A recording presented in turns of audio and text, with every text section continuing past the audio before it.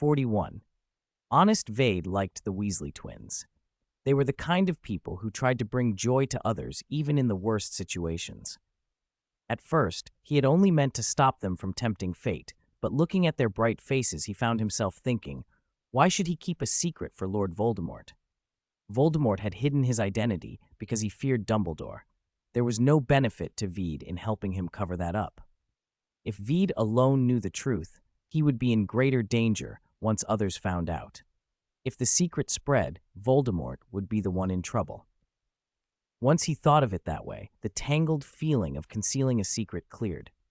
Still, Vede didn't want to broadcast everything and leave Voldemort with no way out. Dumbledore could not simply kill him now, and Voldemort was only hiding at Hogwarts to get the Philosopher's Stone.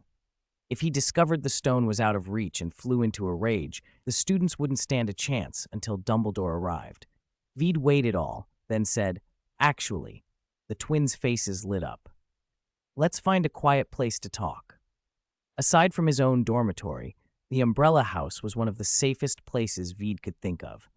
He remembered that Hogwarts had a room of requirement, but he'd only watched the movie versions of events and hadn't paid attention to how to find it.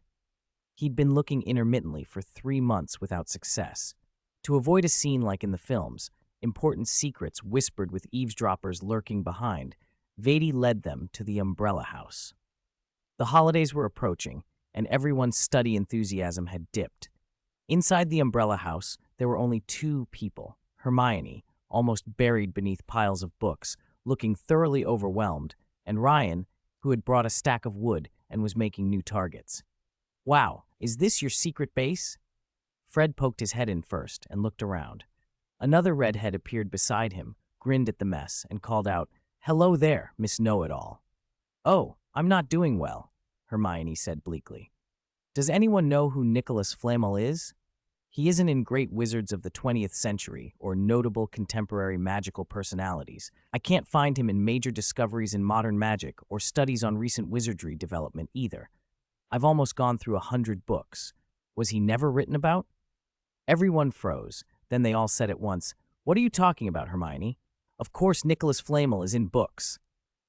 Hermione slowly raised her head and blinked, that rare, defeated look of bewilderment on her face. "You all know Nicholas Flamel?" "Of course," Ryan answered, propping up a target. "He turned 665 last year. The Daily Prophet had an article about it. My dad says he might be the longest living person in the world." 665? Hermione repeated, incredulous. Fred went on, "Nicholas Flamel is the greatest alchemist. He's the only person who ever made the Philosopher's Stone." "Philosopher's Stone?" Hermione grasped for the term. "Isn't that the thing that—" George finished. "The Philosopher's Stone can turn any metal into pure gold and make the elixir of life. When I was little, my biggest dream was to have one." "Turn lead into gold? Immortality?" Hermione echoed. Vede, who was closing the door, couldn't resist teasing. "Hermione, have you turned into a broken record?" Fred and the others laughed, even if they didn't know exactly what a broken record was. Hermione looked eagerly at Vede. "So, Vede, you don't happen to know about Nicholas Flamel, do you?" Vede kept it simple. "I've been studying alchemy recently. His work was the first I read." "Alchemy?" Ryan sounded surprised. "That's a 6th-year course." "Yes, but I can start building a foundation now." Vede asked, "Is Theo with you today?" "He went to help Professor Sprout organize the greenhouse. I remembered the target I smashed last time couldn't be fixed, so I wanted to make some new ones." Ryan patted his clothes, rolled up his sleeves, and took a sip from a glass. Vede gave him a quick scourgify to brush the fine sawdust off. Fred swung a leg over a chair and poked Hermione. "Hello? Are you okay? Are you still alive? Can you even tell me what number this is?" Hermione sprawled across the table, slapped Fred's hand away, and sat up. "I should have just asked. I've been looking for over a month," she said, irritated. Vede rifled through the books on her desk, modern and contemporary histories of magic. Of course Flamel wouldn't be in those. He was born in 14th century France and would be discussed in much older volumes. "Hermione, why are you looking up Nicholas Flamel?" Ryan asked, concerned. When Vede wasn't there, Hermione always answered everyone's questions generously. They'd come to see her as a true friend. She had meant not to say anything. Explaining would reveal that she and the others had broken into the restricted section in the middle of the night. But when she looked up and saw everyone's faces, their concern sincere, she felt ashamed of keeping the secret and finally told them. It's like this. Hermione hesitated, then recounted the adventure after the Quidditch match. How she, Harry, and Ron had gone to Hagrid's hut and he'd let something slip. The creature boarhound, Cerberus, that Hagrid was keeping, was guarding something connected to Dumbledore and Nicholas Flamel. It sounds like that dog must be guarding Flamel's Philosopher's Stone, she concluded. I reckon Flamel asked Dumbledore to keep it safe. He knew someone was after the stone, and since he's friends with Dumbledore, he left it at Hogwarts. Hermione glanced at Veed, but didn't mention his earlier suggestion, that it might be a test Dumbledore had set for Harry. She was starting to think Veed was right, and she didn't want to draw attention to anyone who might already be in the eye of a storm. She remembered how Harry had been hounded by his classmates when he first arrived. The thought of that happening again made her wary. Then who's after the Philosopher's Stone? Ryan asked. Harry and Ron both think it's Snape, Hermione said. They said his leg like it had been bitten by Cerberus. But I think… Quirrell? George cut in suddenly. Hermione paused for 2 seconds, then said, what would Professor Quirrell have to do with it? Although, I do think he seems a bit useless. 42. Let Dumbledore decide. The Weasleys stared at Veed. He hesitated for a moment, deciding not to mention the plot he knew. Instead, he recounted, word for word, what he had heard that day. His memory in this life was excellent. Though more than a month had passed, his account was nearly flawless. An invisible chill seemed to rise from their feet. A long silence fell over the umbrella house. For a long time, no one spoke. Finally, Fred broke it. I have to say, this isn't funny at all. Do you understand, George? George only nodded, his face unusually pale. Ryan frowned, trying to make sense of it. So, Professor Quirrell isn't really Professor Quirrell? He's been possessed by a dark wizard?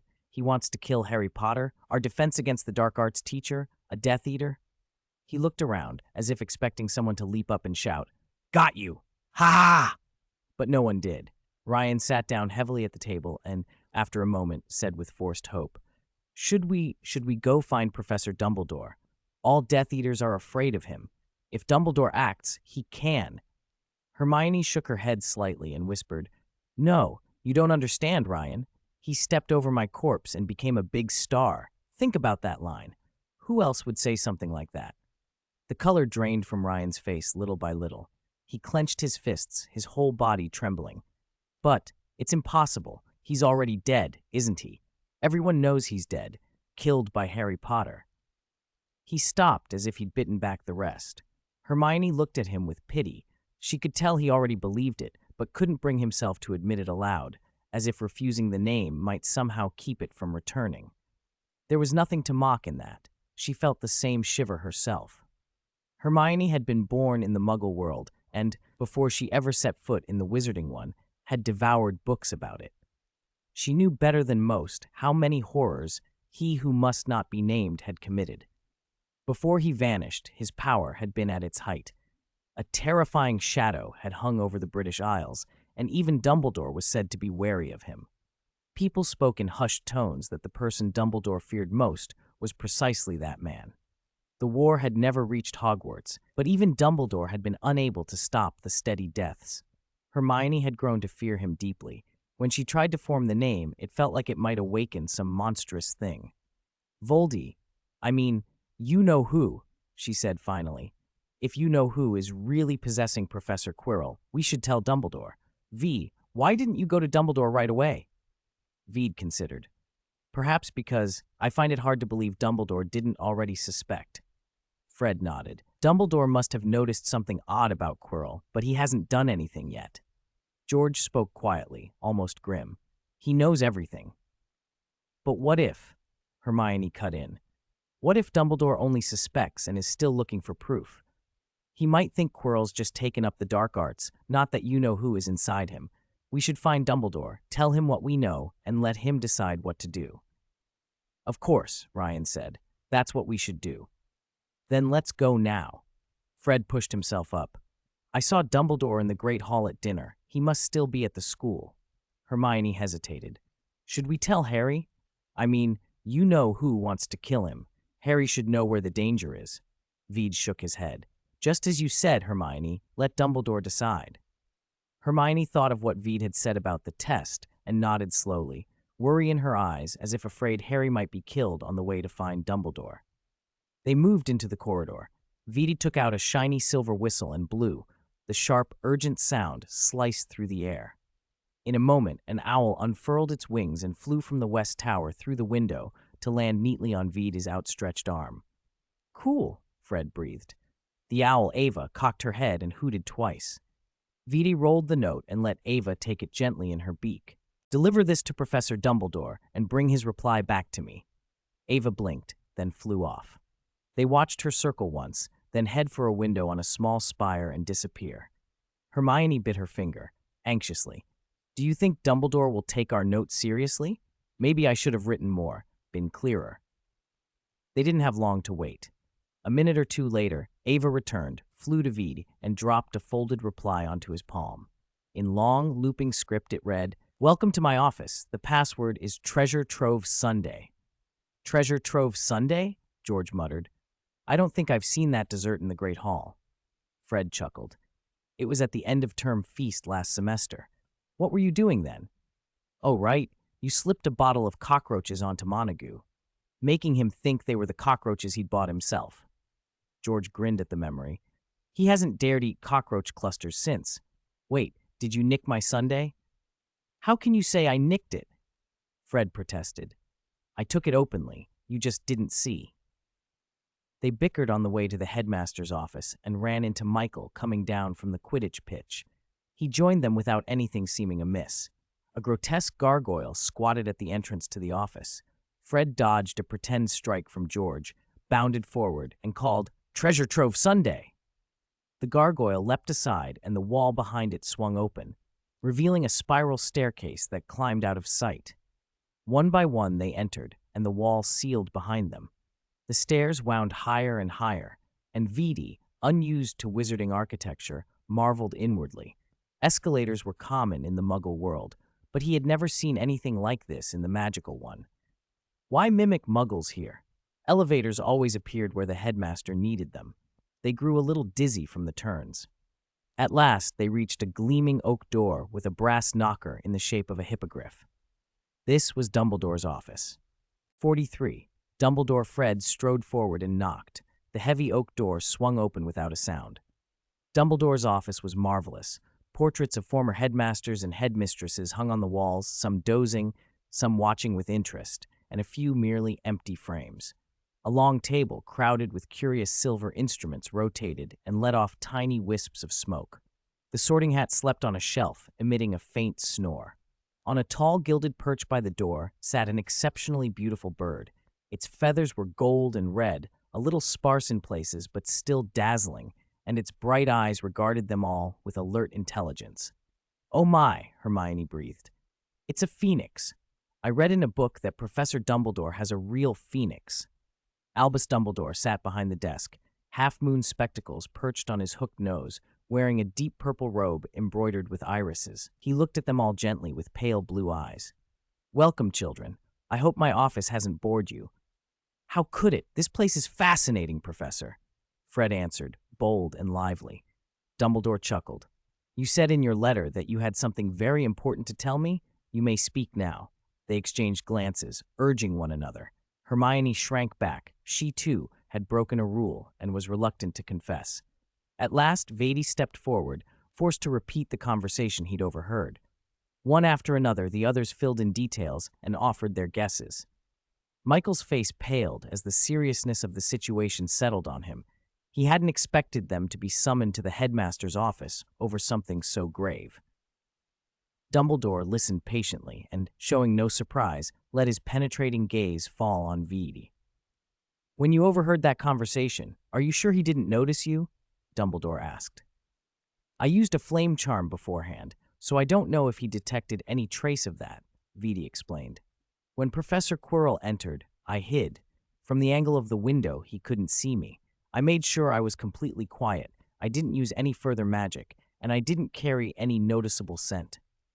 I waited outside the window until dawn before coming back.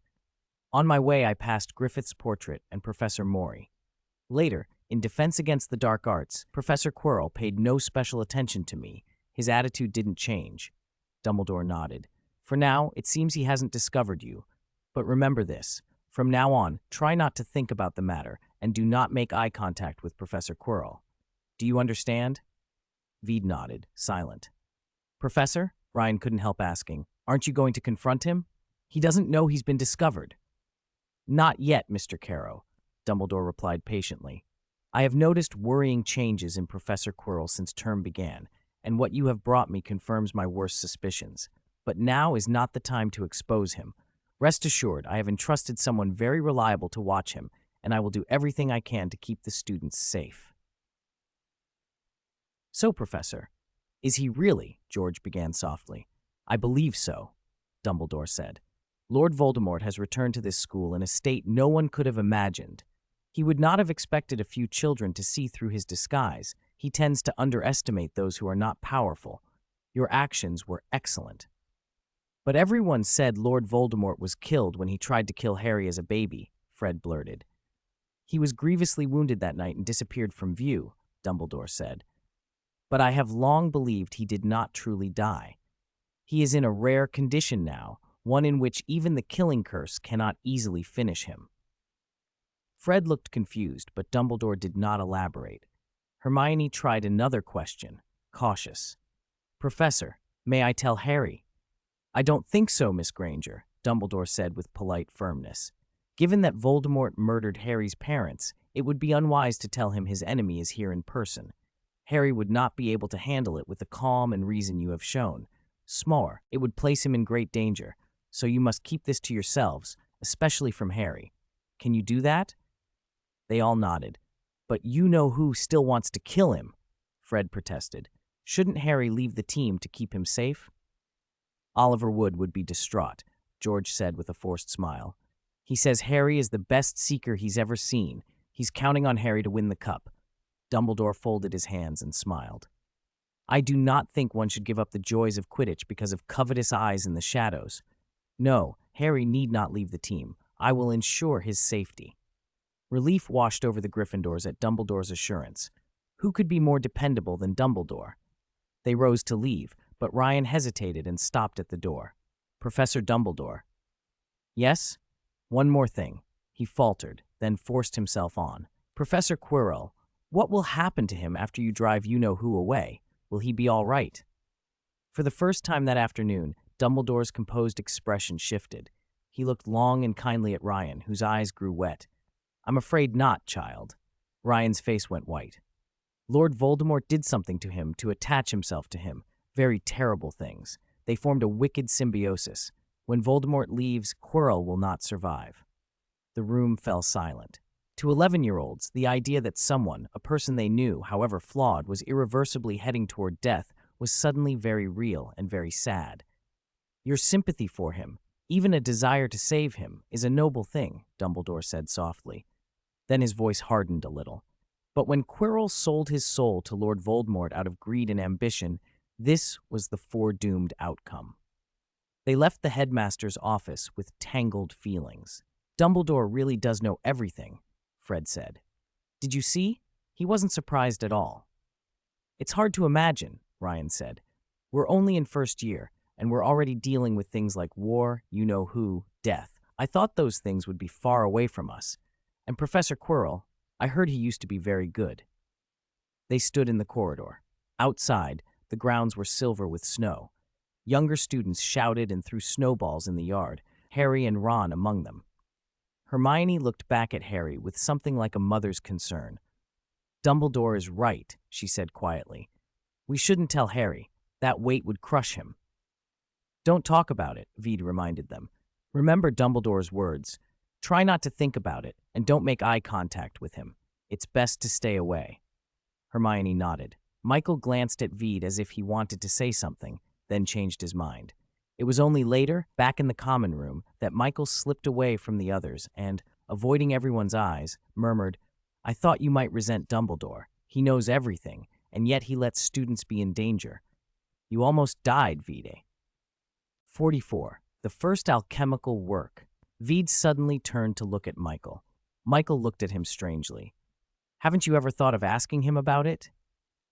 No, not really. The plot he knew had somewhat clouded his thinking. Vide had known from the start that Lord Voldemort was attached to Quirrell's head, and he also knew no one had died that year.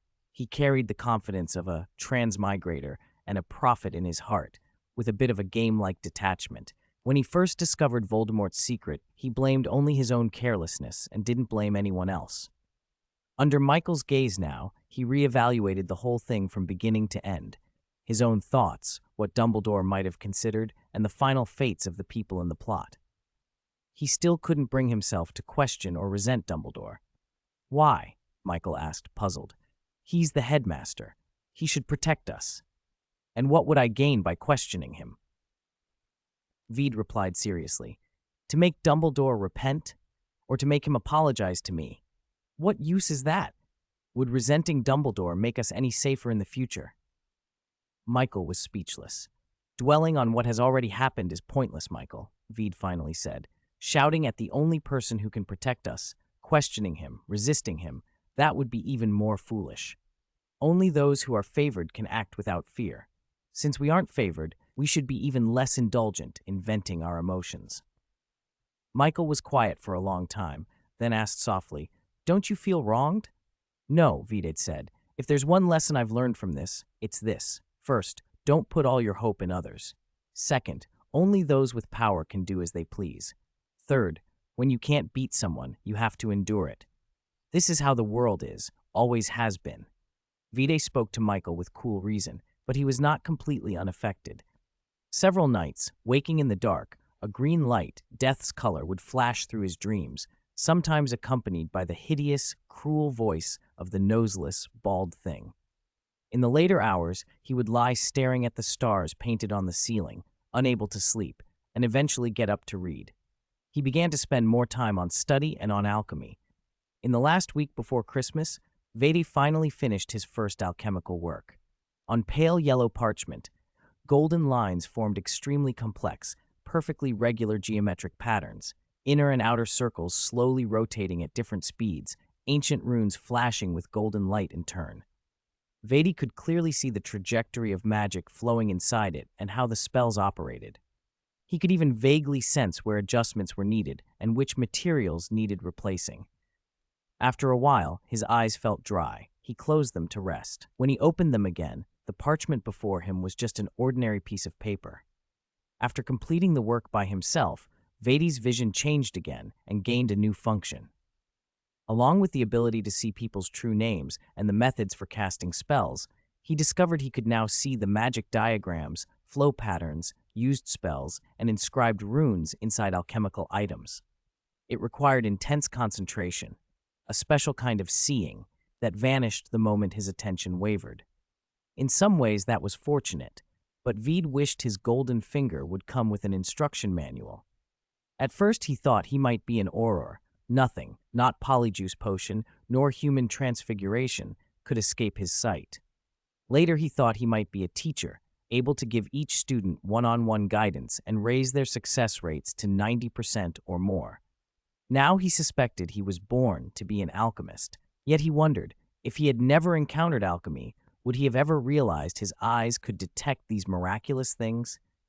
During Thursday's tutorial, he handed his repeatedly revised work to Professor Mori. "Oh, let me see. A piece of parchment?" Professor Mori said, putting on his glasses and stopping Vede before he could explain. He first ran his slender fingers over the seemingly ordinary sheet.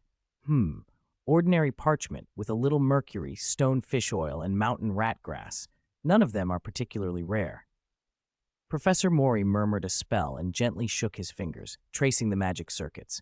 Transformation spell, association spell, elimination spell, and an invisibility spell as well. Very clever, a very clever idea.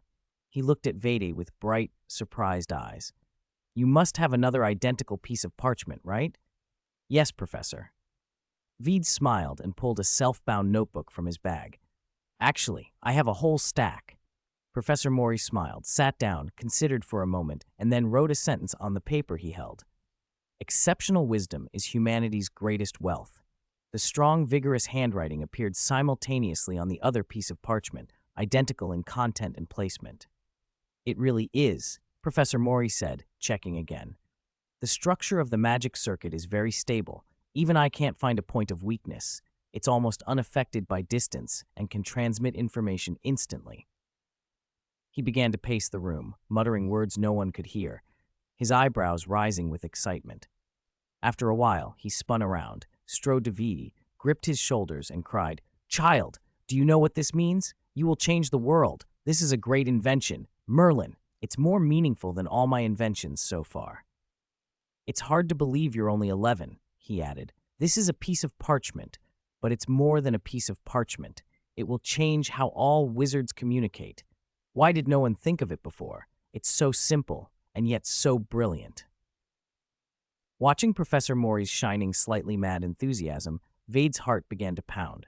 He forced himself not to pull away, his fingers clenched at his sides, almost reaching instinctively for his wand. In an instant, countless precedents flashed through his mind. Stories of Song Jiwen stealing poems and being destroyed, Newton suppressing and persecuting other scholars. His vigilance spiked, as if he had gone back to that day when, from behind a wall, he had heard Voldemort's voice. Dumbledore's calm, light blue eyes seemed to be watching him. Vede quietly squeezed a button-sized bean, the safety measure he had prepared for himself, and did his best to look humble and composed. He smiled and said, "It's not really my invention. I only took inspiration from Muggle network communication. Without the professor's guidance, I wouldn't have succeeded." 45. Friend's Book. Vede understood the significance of the telephone. With the Muggle world already using cell phones and the internet, a device for instant communication wasn't implausible in the wizarding world. Wizards already had two-way mirrors for video calls. Parchment had the advantage of being cheap, and the required spells were simple and easy to learn. In fact, the conditions for such an invention had existed among wizards for centuries. It was just odd that no one had gone in that direction. Vede kept smiling, hoping Professor Mori would see his point, that research could be discussed and credit shared, that there was no reason to turn hostile, much less violent. If pushed, he could retaliate, but he didn't truly believe Hogwarts with Dumbledore was absolutely safe. Obliviate and Imperio were not difficult spells. Professor Mori, however, seemed not to get it. He snorted. "How can it not count? The American continent existed long before Columbus, but Columbus is still called a hero for discovering it. Dumbledore found 12 uses for dragon blood. Does that mean nobody studied dragon blood before? Of course not. Child, there's no shame in standing on the shoulders of giants. What matters is being the first to make it yours. Wait, I need to write 2 letters. Vede's heart, which had been pounding wildly, slowed. He realized Professor Mori had no intention of monopolizing his alchemical work. He was genuinely pleased for him. Mori's expression had just been so exuberant that it had felt threatening. Vey steadied his breathing and admitted to himself that his distrust had become skewed. Between Quirrell and Dumbledore, his faith in the professors had been eroded. He tended to assume the worst. But Professor Flitwick had been kind and excited for him, and Mori had helped and guided him from the start. His suspicion had been unjustified. Professor Mori wrote a few lines, then asked suddenly, "By the way, Vede, what's the name of your invention? It should have a name." As calmly as I could, I said, "Yes, I call it the Friend Account." Mori scribbled Book of Friends on the paper, then felt it lacked charm, and wrote the 3 Chinese characters Yoinjing beneath it. "What is this?" he asked, poking the elegant floating characters like a painting.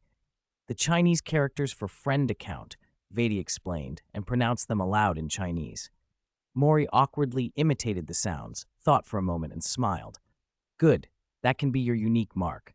He bent his head and finished the letter. "Vede, did you apply to stay at school over the holidays?" "No," Vede sat down beside him. "My parents are expecting me home.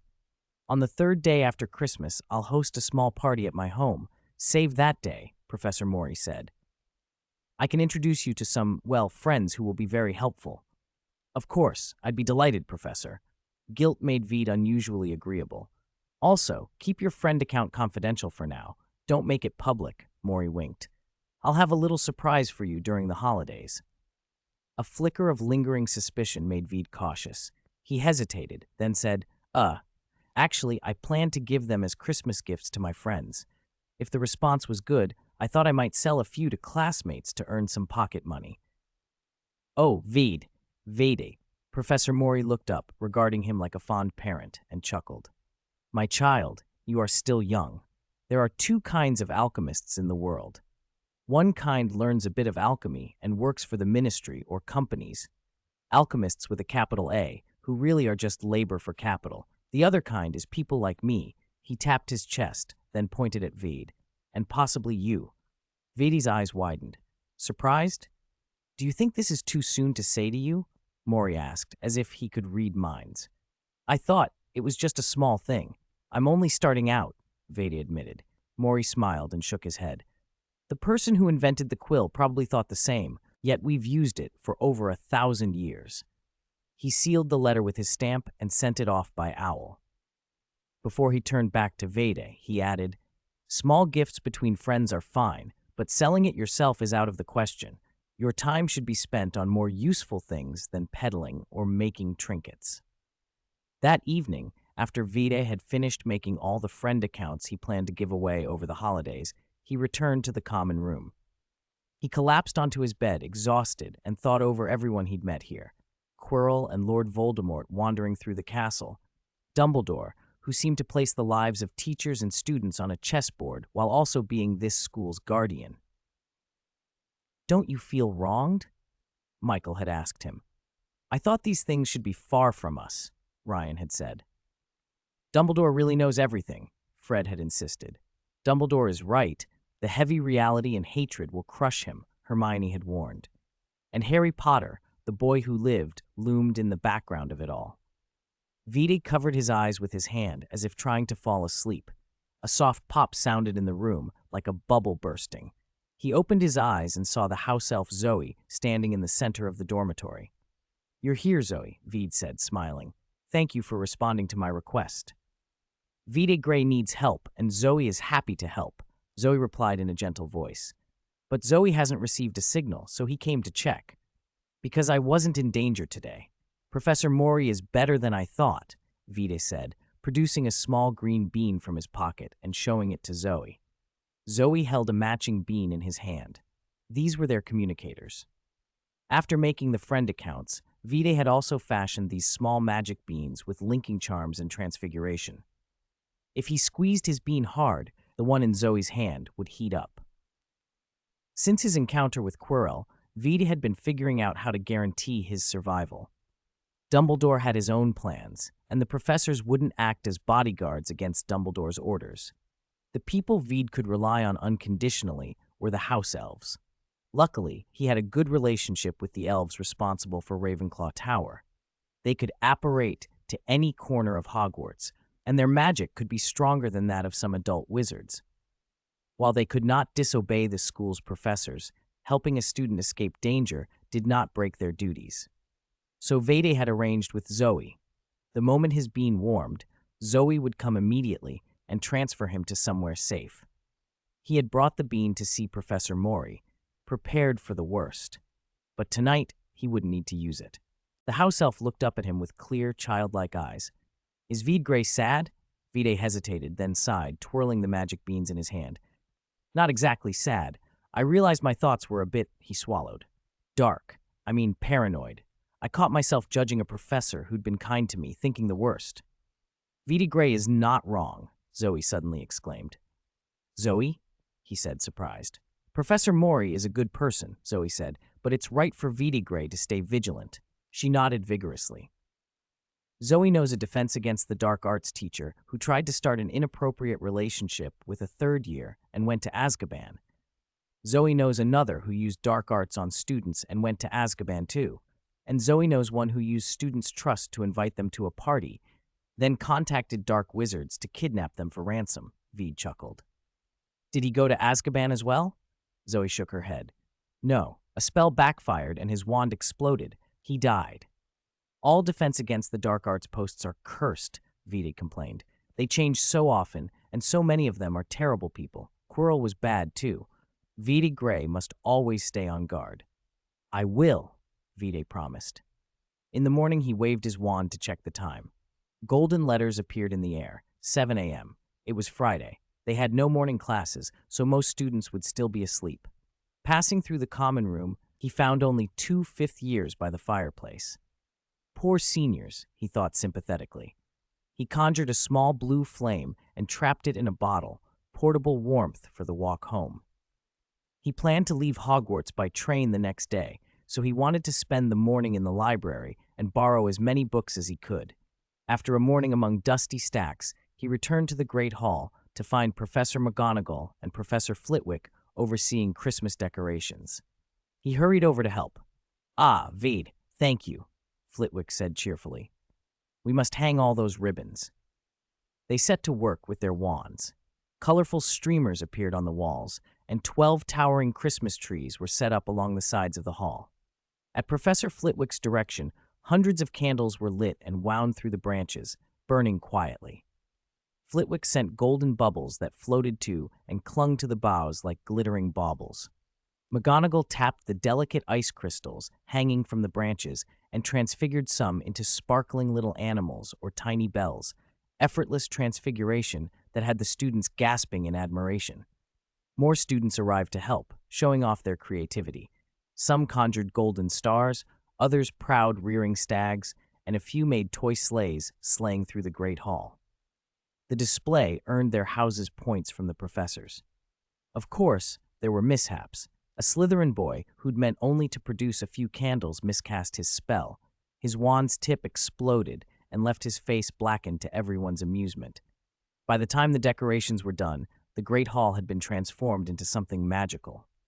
Michael came down for breakfast wearing a conflicted expression. "You know, Vede, I really miss my family," he admitted. He poked a branch. A tiny ice hamster perched there squeaked. "But Christmas at Hogwarts does seem fun." "Vede, Michael, perfect timing," called West, the sixth-year prefect, striding over. He pulled 2 slips of parchment from his robes and handed them out. "Sign these." Michael read the heading and blinked. "Notice of prohibition on the use of magic during the holidays? Why do we have to sign this? I'm a wizard." "Yes, an underage wizard," West said briskly, nudging them. "Hurry up, I still need to round up Anthony and the others." Vede scanned the notice. According to the Reasonable Restriction of Underage Wizards Act, underage wizards must observe the following prohibitions during the holidays. Wizards under the age of 17 are considered underage and are prohibited from using magic outside of school. Underage wizards must consciously observe the International Statute of Wizarding Secrecy. Any magical activity by underage wizards that could attract the attention of non-magical people is a serious violation. Knowingly and intentionally using magic in front of muggles is a criminal offense and will result in a warning from the Ministry of Magic. Severe cases may lead to expulsion. Several other clauses followed, essentially repeating the same message: no magic and do not reveal anything about the wizarding world to muggles. Vade remembered what he'd read in History of Magic. Muggles began large-scale persecution of witches and wizards around the 15th century. Wizard society had always been decentralized. Aside from certain forms of travel, wizards lived within the Muggle world and depended on it in many ways, which made exposure a constant risk. For over 200 years, many witches and wizards had been hunted, arrested, imprisoned, or even burned. Young wizarding children, unable to control their magic, were especially vulnerable to attracting attention. To protect the community, the International Statute of Wizarding Secrecy had been enacted in 1692 and remained an iron rule. Textbooks quietly glossed over the bloody, complicated causes of that rupture between the two worlds and the retaliations that had followed. Instead, they preferred safer, moral narratives, like the story of Wendelin the Weird, a peculiar witch who, according to the books, deliberately allowed herself to be caught and burnt multiple times to prove the absurdity of burning witches. The textbooks used her example to argue that such punishments were senseless, while the grim reality that many women had been wrongly accused and executed received little attention. Vade looked back at the parchment. Intricate magical runes shimmered across the paper. West was already moving on to the next group, so Veda had little time. He took the provided quill and signed his name. As the ink dried, he felt something intangible coil around him like an invisible contract. Don't think you can sneak magic at home, West warned one last time. Underage wizards carry a trace. If you use magic, the ministry will know. Every year, 2 or 3 students get warning letters from the ministry. Don't let that be you. Chapter 47. A Gift. The Friend Account. The term at Hogwarts had ended far too quickly. In the blink of an eye, it was time to go home. First-year students lined up and followed Hagrid out of the castle, while the few who were staying behind pressed their noses to the windows, watching them go with envy. Veed felt a pang of that envy, too. Those who stayed could make almost exclusive use of the library and the potions classroom for the next 2 weeks, and could ask professors for help whenever they wanted, like having one-on-one tutoring. But Fiona had been looking forward to his return for a month, and Veed couldn't imagine disappointing her. So he went home. Being back felt good. After half a year away, his parents' longing spilled out the moment they saw him. Fiona hugged him a dozen times a day and kissed his forehead whenever she felt like it. Ferdinand was more reserved, but he often stroked Veda's hair and patted his shoulder. In the months at school, Veda had grown 3 centimeters. Climbing stairs all day and doing 10 to 30 minutes of exercise after long spells of sitting had strengthened him. He'd even started to see abdominal muscles. To Fiona, though, it all came down to 2 words. You've gotten thinner. His mother touched his face with heartache. Did you not eat enough at school? Wait, today I'll make you a great feast. She rolled up her sleeves and set to work. Veda looked in the mirror. The 11-year-old looking back still had a bit of baby fat, a round, fair face with a healthy flush and a bright, lively expression. Ferdinand sat beside him and asked seriously, Veda, you always only write the good things in your letters and never the bad. Tell me the truth. Did anyone give you trouble at school? Veda answered with the same seriousness. No, Ravenclaw isn't confrontational. Most students judge by ability, not bloodline. I'm top of my year in several subjects. Professor Flitwick likes me a lot, and Professor Morey does too. He personally spends 2 hours a week teaching me alchemy and even invited me to his private party before the holidays. That's good, his father said, smiling. Are you happy at school? Of course, Veda smiled back. Very happy. Before Christmas, he had already sent out all his gifts. The next morning, he came downstairs to find present boxes piled under the tree. Fiona walked up to him, hugged his head, and pressed a noisy kiss to his forehead. Thank you, dear. I really like your gift. Veda had given her a bottle of beauty potion he'd brewed himself, a finished product approved by Professor Snape. Ferdinand nodded in approval at his own present, a clever magical razor. Then he fished a curious scrap of parchment from the box. Does the note you put in here do anything special? This is my independent alchemy project, the Friend Account. Veda felt a little proud as he pulled a self-bound notebook from his pocket. The cover read, Friend Account in English with the Chinese characters beneath it. He opened it. At the very top of the first page, someone had written, Family.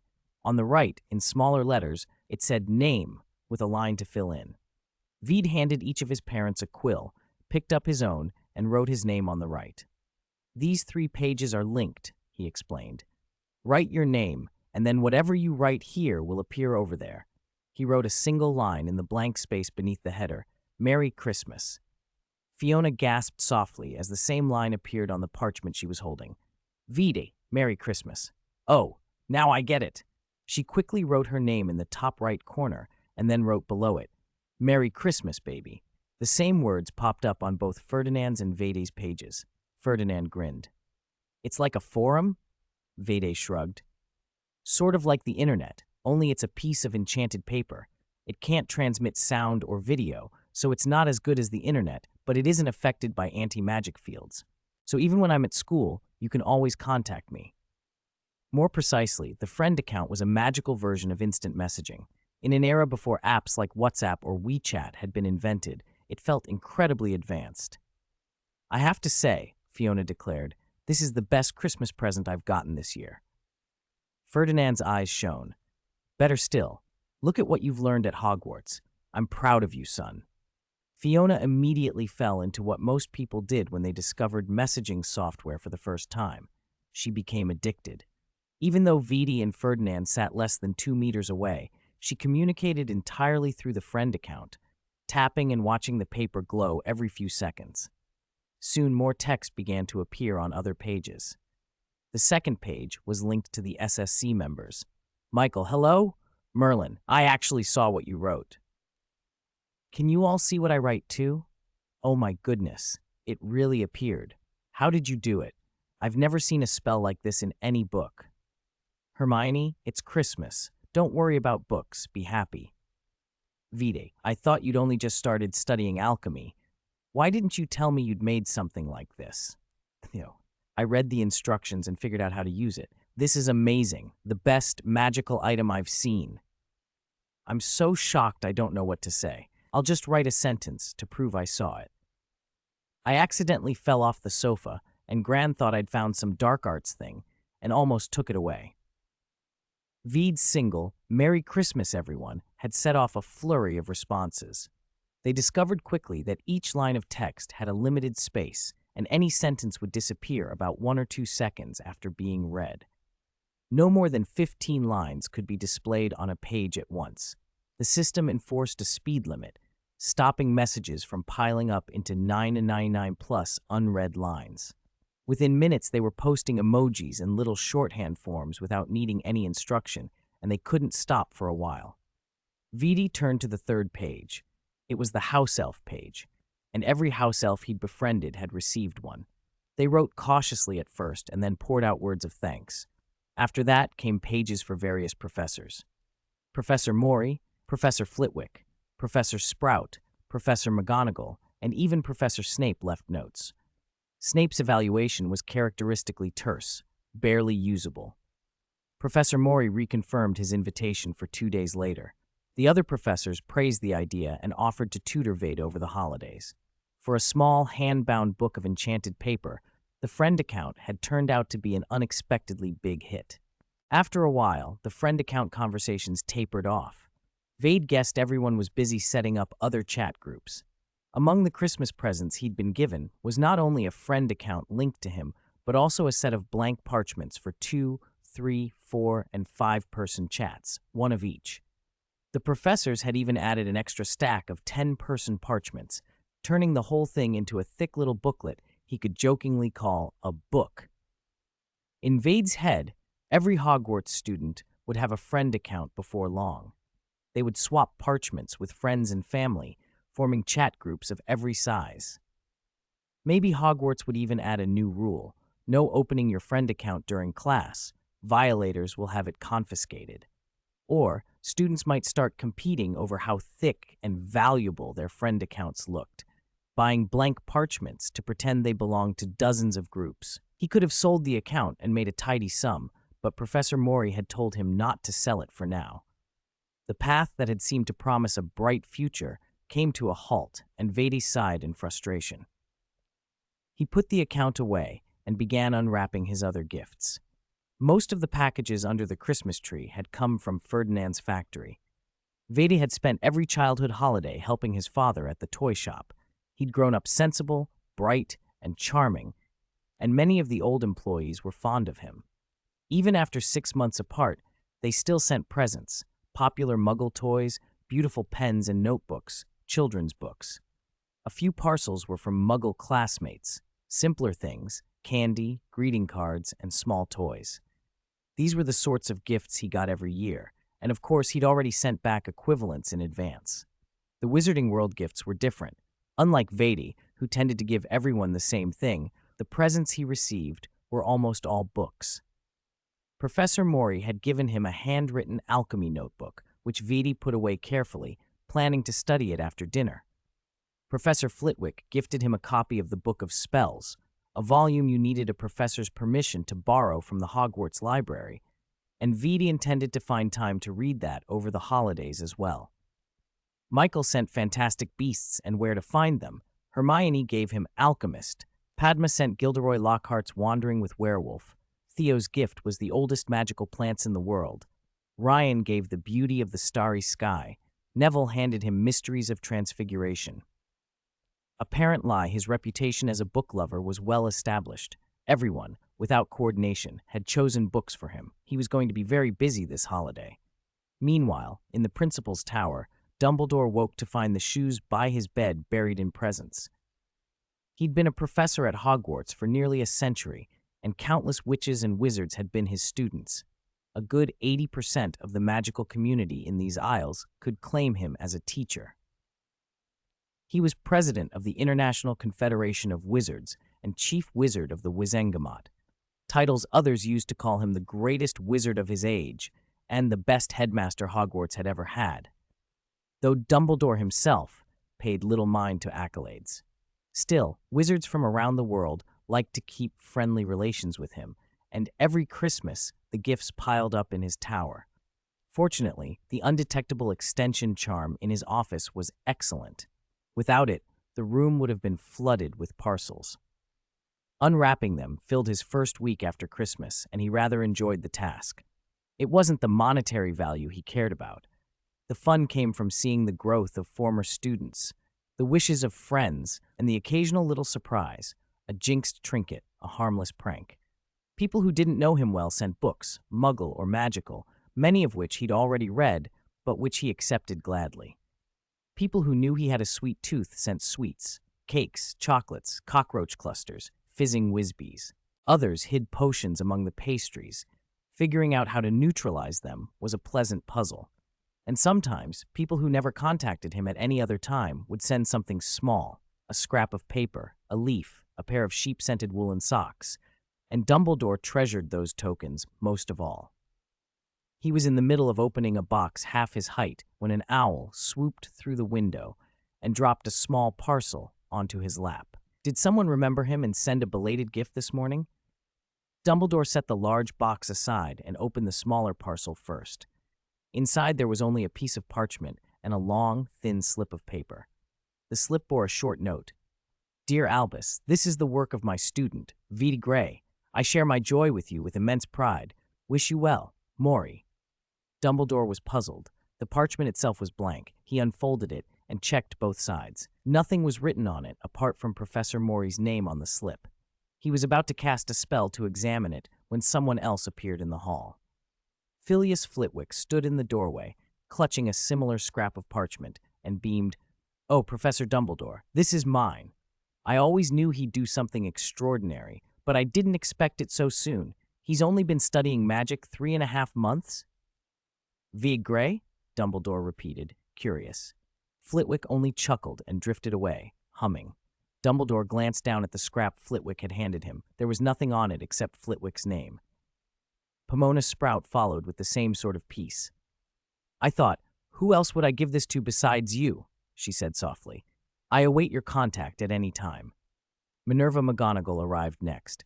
Seeing Dumbledore already holding a small stack, she handed over a piece with a look half annoyed, half amused. "I thought I'd be first," she muttered, but Pomona was quicker. Finally, Severus Snape pushed a small notebook into Dumbledore's hands. "Humph," the potions master said coolly. "I kept my own. I don't need the others. Useless contacts waste my time." Dumbledore stared at the growing pile of blank parchments and slips. Everyone seemed to have received one. Everyone, that is, except him who hadn't yet understood what they were. He realized with a quietly bemused smile that everyone had one, and only he didn't know what it was. "Wait, Severus." As Snape turned to leave, Dumbledore called after him. "What is this?" Snape waved the parchment in his hand. He paused, his expression shifted into something almost sly. "You don't know?" "Evidently. I am not as omniscient as people boast. In fact, I often feel I know too little." Snape studied him from head to toe, his gaze like that of a creature watching a troll attempt ballet. A small, mocking smile tugged at his mouth. "How odd. Someone sent me a Christmas gift, but not the great Albus Dumbledore." The sharpness in Snape's tone did nothing to ruffle the old headmaster. Dumbledore simply lifted his wand and flicked it toward the mountain of packages that filled the room. Snape glanced back, despite himself. The boxes trembled, then stilled. Dumbledore sighed, a trace of regret in it. "It seems there really isn't one." "Oh," Snape said dryly. He had already seen enough. Dumbledore's office was piled with gifts almost to the ceiling. Looking at the few parcels in his own quarters, the urge to mock faded. Snape did not care about the tally of presents. He simply disliked the way people's faces could betray them. With a small motion of his finger, a single scrap of parchment shot from Snape's sleeve and flew at Dumbledore like a bullet. "This is the instruction manual." By the time Dumbledore caught the note, Snape had already turned and strode away. The white-bearded headmaster pushed his glasses up, studied the sheet, and soon understood its purpose. "Oh, an invention to replace Muggle telephones? A very interesting idea." He murmured a charm and examined the magic woven into the paper. Really, into the friend account. Clever conception, brilliant combination. It seems Mr. Gray's alchemical studies are beginning to bear fruit, and he is very talented. No wonder Maury is so proud. The thought that he might be the only one not to receive a gift tugged at him. He remembered the children's faces that day, and a new understanding crept in. So that's it, a clever, sensitive child, he mused. Not like Harry, this child probably won't like to be led. He spoke softly to himself, until a frail, ancient voice replied from the hearth. "Ralph rarely sees an 11-year-old like this," the voice said. "Reminds me a bit of Albus Dumbledore at that age, also of Tom Riddle, clever, perceptive, and singular." Dumbledore looked down and waved away the comparison. "Oh, you flatter me. When I was 11, my knowledge of alchemy was no more than any other child's." In front of the fireplace stood a very old house elf. His skin was lined with wrinkles. A tea towel embroidered with the Hogwarts crest was draped around him like a cloak. Fluffy white hair clung to his ears. He was so thin his frame seemed fragile, but his large green eyes were startlingly clear. He whispered, "Albus Dumbledore is truly proud. By saying that, he tacitly declares himself unique and all-knowing." "Don't be so blunt, dear Ralph," Dumbledore said with a gentle helplessness. "You see me far too plainly. It shames me." He wiped his glasses, sat at the desk, and asked, "Would you help me sort these gifts? I must write several replies." "Ralph is willing to serve, master." The elf bowed, rose on nimble feet, and spread his thin fingers. One by one, the piled presents unwrapped themselves. Books flew to the shelves and arranged themselves. Food hopped into cupboards and the doors snapped shut. Greeting cards and letters fell neatly into boxes on the table for Dumbledore to read later. The stranger items were set tidily in corners, and the truly problematic things clenched into a ball and were neutralized by a small, merciless spell. In a short while, Ralph and the discarded wrappings vanished from the room. Only 2 or 3 boxes remained unopened on the desk, those that Dumbledore insisted on opening himself. While the elf worked, Dumbledore signed each friend account with a deliberate flourish, Albus Dumbledore. The other professors still at Hogwarts over the Christmas holidays had no families, perhaps no close relatives, and each had chosen to give one of their single-use friend accounts to Dumbledore. So although he hadn't received a gift friend account directly for Christmas, by morning his stack of accounts was thicker than anyone else's. He set the devices aside and sat for a long time, time's shadows passing across his face until his blue eyes rippled with memory. Similar? Yes, very similar. Vidi Gray in the crowd that day, the way the boy had looked at him, had echoed the way he had once looked at the world, and Dumbledore could not forget how badly he had failed to steer his own life's course. After prolonged thought, he picked up his pen and began to write. "Dear Maury, I have received the gift your owl delivered, and I must say it is ingenious, even remarkable. It is hard to believe it comes from an 11-year-old. In some respects, its structure is simple and easy to grasp, but that simplicity only makes it more striking. I can already imagine the changes such a device could bring to the wizarding world. To be frank, the discovery both delights and troubles me. A child this brilliant, what sort of education shall we give him? The last time I encountered such unnerving intellect was 50 years ago. You will remember that student, Tom Riddle. I will not be so arrogant as to think my personal attitude determined Lord Voldemort's fate. Yet I must admit that, in educating him, I failed. A precocious, brilliant child, whose emotions are contained by thought and who is isolated by his own intelligence. Such a child can be lonely even in a crowd. His keenness will show him human selfishness, greed, ugly desires, and narrow prejudices more readily than it will show him goodness. He will keep others at a distance, hiding disappointment and indifference with wit, kindness, or polite manners. He is, in truth, more likely to lose his way than clumsier children. When I speak of this, I do not mean only Tom Riddle. I mean your student, Veda Gray. For that reason, I offer a few, perhaps imperfect suggestions. We adults, facing children who are far younger, often develop an unconscious arrogance because we possess more knowledge and experience. We look down on them with condescension, wielding authority like monarchs, doling out information we deem fit and withholding what we deem dangerous, shaping them with our words toward the futures we prefer. What hubris that is. Far worse, we frequently do not perceive it in ourselves, convinced we act rightly, that we are making them into better people.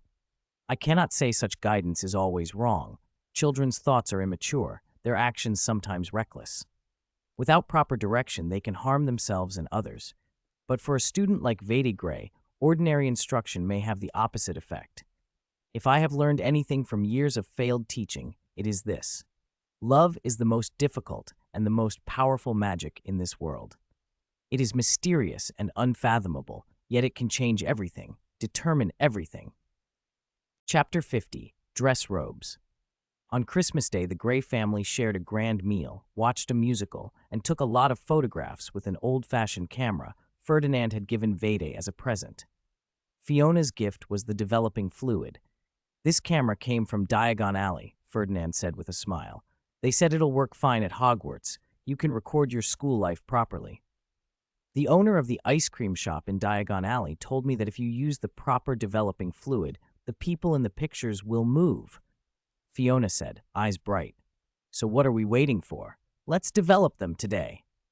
After they'd taken the pictures, however, they discovered that even a small task like developing them required a wand, and Veed couldn't use magic at home. Seeing Fiona's disappointment, Veed suggested, we could stay at the Leaky Cauldron for a night. There are plenty of adult wizards there. Even if some magic is used, the Ministry won't be able to trace it to us, and we won't get a warning letter. Fiona hesitated. No, it would be bad for you if you were found out, and you'll be back at school in a few days anyway. Her voice turned wistful. Veed noticed he was already missed. Ferdinand frowned. Is the Ministry that bad at tracking underage magic? He asked. Veed shook his head. They can only detect the general area for underage magic. As for other things, he hesitated, thinking of how the Ministry often seemed ineffectual in the stories they'd heard. They aren't exactly reliable either. Don't underestimate the Ministry of Magic, Veed, Ferdinand warned. No enforcement agency is powerless. If you don't face them sensibly, you'll make bad judgments. I understand, Dad, Veed said earnestly. The Ministry might be bloated or corrupt, but it still had the power to imprison Dumbledore's professors in Azkaban and to expel students.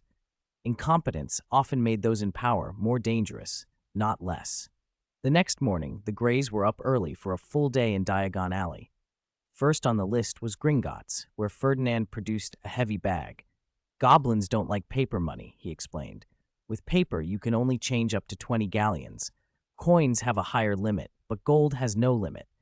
Goblins love gold. You don't need that much, Dad, Veed protested. Hogwarts provides food and lodgings. Some students get by on 10 galleons a year. That's because they buy second-hand, don't have snacks, and even skimp on ink, Ferdinand chided, ruffling his son's hair. You're too sensible, Veed. Sometimes you should be a little more indulgent. And aren't you studying alchemy? Fiona added, wagging a finger. Alchemy costs money. Hogwarts can't possibly supply all the materials you'll want to practice.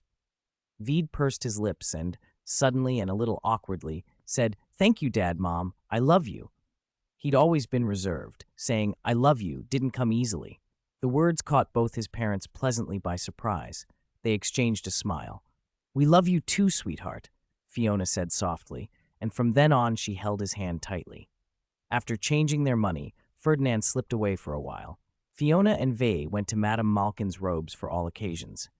Hogwarts uniforms were loose robes, and, though Veed had grown 3 centimeters over the break, his current set still fit. Anticipating more growth, Fiona decided to order 2 additional uniforms. And a dress robe, she told Madame Malkin while discussing linings. Nothing flashy, simple and tasteful. We need it by this afternoon at the latest. If it can't be custom made, a ready-made one will do. A dress robe? Veed asked, standing awkwardly as if he were a clothes rack. Don't be silly, Veed, Fiona said kindly. Are you planning to wear your school robes to Professor Mori's party tomorrow? You should have told me sooner. We could have had a proper custom one made. Veed thought his school robes would be fine. The dress robes looked very much like Hogwarts robes to him. He kept quiet, knowing the debate would only get longer. Madame Malkin, unhurried and practiced, reassured Fiona. Don't worry, Mrs. Gray. I'll have his new robes ready by 3 o'clock. Let's look at styles. That color would suit him very well. Any accessories. For boys, less is more. Noble and elegant. Mom, Veed blurted out. Fiona gave him a reproachful look, then sighed and set aside the glittering necklaces and rings she'd picked up. Just cufflinks, she decided. Nothing else. Madame Malkin smiled and, never losing patience, spent a long time helping Fiona choose the cufflinks. Just as they settled on the dress robe, Madame Malkin remembered something and added, My dear, he can't wear those old shoes with a new dress robe, surely? Would you like to see our latest dragon-hide boots? Veed stared at the ceiling, wishing he had a book. He silently hoped another customer would come in and distract his mother. The bell jingled. He turned to see Ferdinand come in with a newspaper under his arm, nodding to Veed. Still shopping? He asked.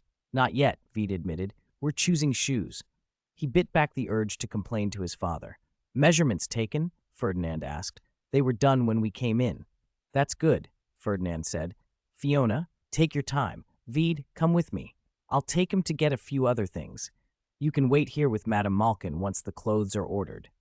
Fine, Fiona said, but don't keep me all afternoon. As they left, Ferdinand told Veed, I've subscribed to the Daily Prophet. I've put your name on a copy, too. They'll send it to school by owl. Start paying attention to politics. Veed nodded. In less than half an hour, the father and son had finished the rest of their shopping. Veedy made a point of noting the names and product lists of several shopkeepers so he could order supplies by owl once he was back at school, especially potion ingredients. Hogwarts supplied only the basics for free. Rare or expensive materials were handed out sparingly and only for formal coursework, which meant he couldn't practice freely without buying them himself. When they returned to Madame Malkin's, Fiona was sitting, drinking tea and flipping through a copy of Wizard Weekly, having just finished with the shoes. Hearing the bell, she looked up and broke into a bright smile. Ferdinand came forward and, lowering his voice, asked, Finished shopping? Tired? Shopping is exhausting, Fiona said, stretching. What shall we have for lunch? There's a nice French place nearby, Ferdinand suggested. How about we go there? They have foie gras, roast cod. 51. Ferdinand's Fear. On the day of Professor Mori's party, Veedy changed into the formal robes and dragon-hide boots Fiona had carefully chosen for him after breakfast.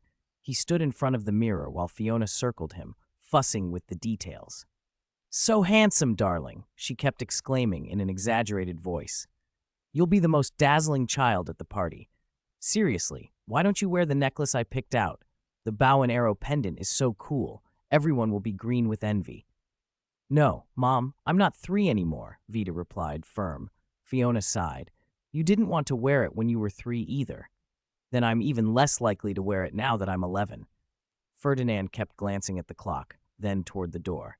The professor said he'd pick you up at 10, right? He asked his son. Yes, that's what the letter said. It was 1 minute to 10, and there was still no one outside. Are they late? Fiona guessed. Maybe something delayed them, Ferdinand said, looking out the window again. I just hope they don't suddenly appear at the door. They won't. There are muggles everywhere here. How many people would see that? Fiona said with certainty. They must be delayed. Maybe we'll get an owl soon. As she spoke, she opened the window, thinking it would make it easier for an owl to fly in. The flames in the hearth flared suddenly and turned a bright emerald green, bathing the room in uncanny light. A shadowy figure stepped out of the fire. Ferdinand leaped up. His right hand slid behind his back, as if to draw a pistol, while his other hand pushed Veedy behind him. Who's there? He demanded. No, Dad, it's Professor Mori, Veedy said quickly, grabbing his father's arm. He felt the skin under Ferdinand's sleeve, cold and clammy. Ferdinand's jaw clenched, the veins in his neck bulging. His face looked taut and unfamiliar. For the first time since he'd received his Hogwarts letter, Veed sensed something different in his father. The Greys had been so eager, so curious and thrilled about the wizarding world, maybe even more excited than Veed himself. But in that instant, he realized a deeper feeling had always been there, a hard, hidden fear. Fiona was startled for a moment, then calmed when she heard Veed speak. She peeked out from behind Ferdinand. "Is this Floo travel?" she asked, eyes wide. Ferdinand moved forward as if to greet the visitor, but Veed could see he was really stepping in front of Fiona to shield her. The man who had emerged from the flames brushed soot from his robes and smiled. "Yes, a safe and convenient way to travel, except for the soot. Hello, Mr. Gray, Mrs. Gray. I'm Terence Morey. I suppose you already know me." "Of course." Ferdinand had already lowered his hand. There was no trace of panic in his voice now.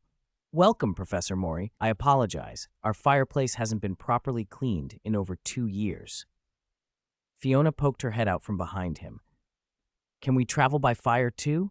"Probably not," Professor Morey said with a gentle laugh. "Actually, the Ministry forbids connecting Muggle fireplaces to the Floo network. I had someone temporarily activate an access point to pick Veed up. It will be turned off again when we leave. Veed, I'm glad to see you're ready." "Yes, Professor." Professor Morey produced a small pouch of glittering powder with a flick of his fingers. "Have you used Floo powder before?" "No, Professor. It's very simple. Watch." He pinched a little between his fingers and tossed it into the fireplace. The flames flared green. "Speak the address clearly, Cyathea Garden. Close your eyes and don't turn around in the flames or you'll get bruised or come out of someone else's fireplace." He stepped into the fire and called, "Cyathea Garden," disappearing in a flash. Veed pinched out a small amount of powder and moved toward the hearth. Just before he threw it in, he looked back at his father and said, "Dad, I'll be back tonight."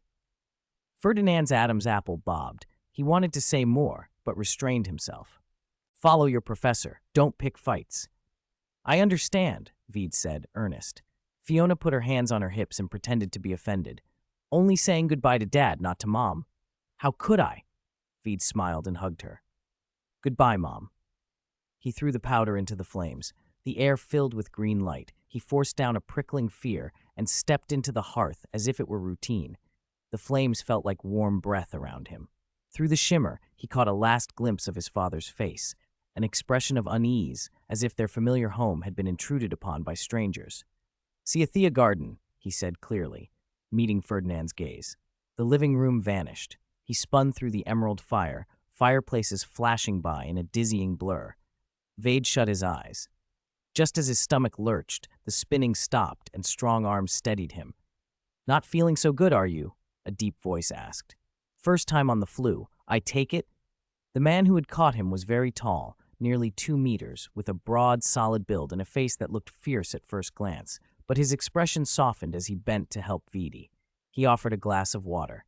"Have some water." Veed coughed, rubbing soot from his eyes, and took a sip. The man flicked his wand and cast Scourgify. The dust and soot disappeared from Veed's robes. "I'm Stephen Morey," the man said. "My father was expecting you, but a friend from France has just arrived, and he had to go greet him. Feel free to look around and get something to eat first." 52. Professor Morey's Party. Stephen had probably been deputized by his father to entertain the guests, chiefly Veed, and he stayed with the small wizard without a hint of impatience.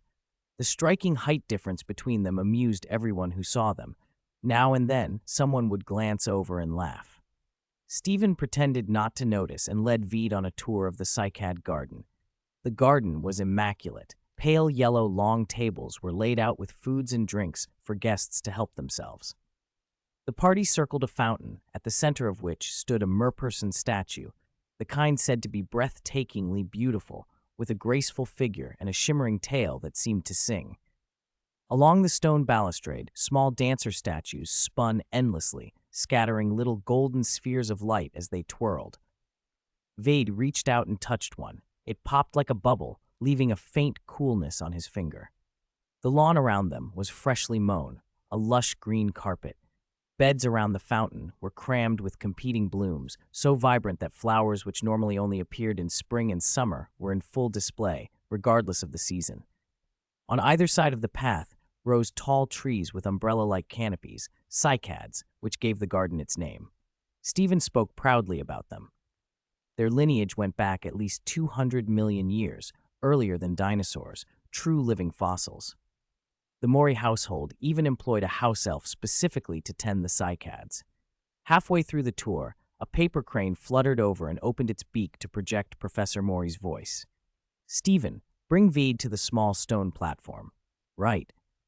The crane alighted on Stephen's shoulder and cocked its head as if inspecting Vede. Seeing the little bird, Vede stared at it, and Stephen grinned. "My father made these. He picked up the idea when he visited Mahukoro in Japan. Students there like folding paper cranes. After he came back, he started sending messages with them. The Ministry of Magic adopted the idea for a while, but they found paper cranes tedious and switched to paper airplanes, less flexible, can't talk, and not as pretty. Their only advantage is they're cheap." "Ministry of Magic?" Ved mused. "What did they use before paper airplanes?" "Owls," Stephen said, trying not to laugh. "Imagine dozens of owls in the office, or crammed into the elevator, droppings and feathers everywhere. I saw it once when I was little, a disaster." It was easy to understand the note of disdain in his voice. Anyone who'd seen officials overwhelmed by owl mess wouldn't hold them in high regard. The small stone platform was a raised garden, 2 or 3 feet up, with white marble steps. Pale purple bellflowers swayed in the breeze, delphiniums and geraniums dotted the beds, and moss climbed the brick walls. The air smelled fresh. Besides Professor Mori, only 5 or 6 elegantly dressed people stood there, all of evident status. At the sound of the crane, they turned, all in unison, first to the tall Stephen, then their gazes dropped to Vade, who looked almost dwarfed beside him.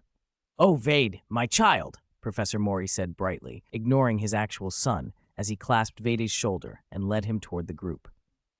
"This is the student I recently took on, a real prodigy, Vade Gray." The others smiled and nodded. A brown-haired man with curly hair praised lightly. He must be extraordinary to have Professor Mori so taken with him at such a young age. Mori nodded. "He's only in his first year, and he's already surpassed your level in alchemy when you graduated, Marchione." Everyone laughed. They all knew Marchione had picked alchemy as an elective, but hadn't excelled, and probably gave Mori plenty of trouble as a student. Marchione took it in good humor and looked at Vade with renewed interest. Mori wasn't done.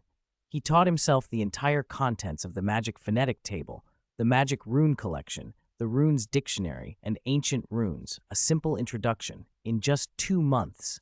Whoa. Now the remark landed. Most present had taken ancient runes or alchemy and knew how torturous those symbols and syllables could be. To memorize all that in 2 months meant Vade's memory and diligence surpassed almost everyone. Mori drew out his next sentence for effect, relishing the attention. Vade watched quietly. He didn't know these people's names yet, but he could already tell how esteemed his mentor was. "He's only been under my tutelage for just over a month, and he's already produced his first work. I swear he did it entirely on his own. I didn't guide him on a single letter." With that, Mori produced a brand new friend account and set it to float in the center of the circle. He hid a smile behind the dramatic reveal. "Can you guess its purpose?" he asked. "Book of Friends?" someone suggested. They all moved closer, drawing wands to examine the object. The friend account glowed under various probes, but Mori had protected it with a charm that ordinary detection spells couldn't penetrate. After a while, 2 people lost interest, clearly not fans of a child's achievement and content to flatter Mori. The rest inspected for a bit longer, then Marchione's eyes suddenly lit up. He plucked a leaf from a nearby plant, transformed it into a quill, and wrote a line on the paper. "Money is a bottomless sea. I wish to swim freely in it." His fingers flipped through the pages faster and faster, his expression turning almost rapturous.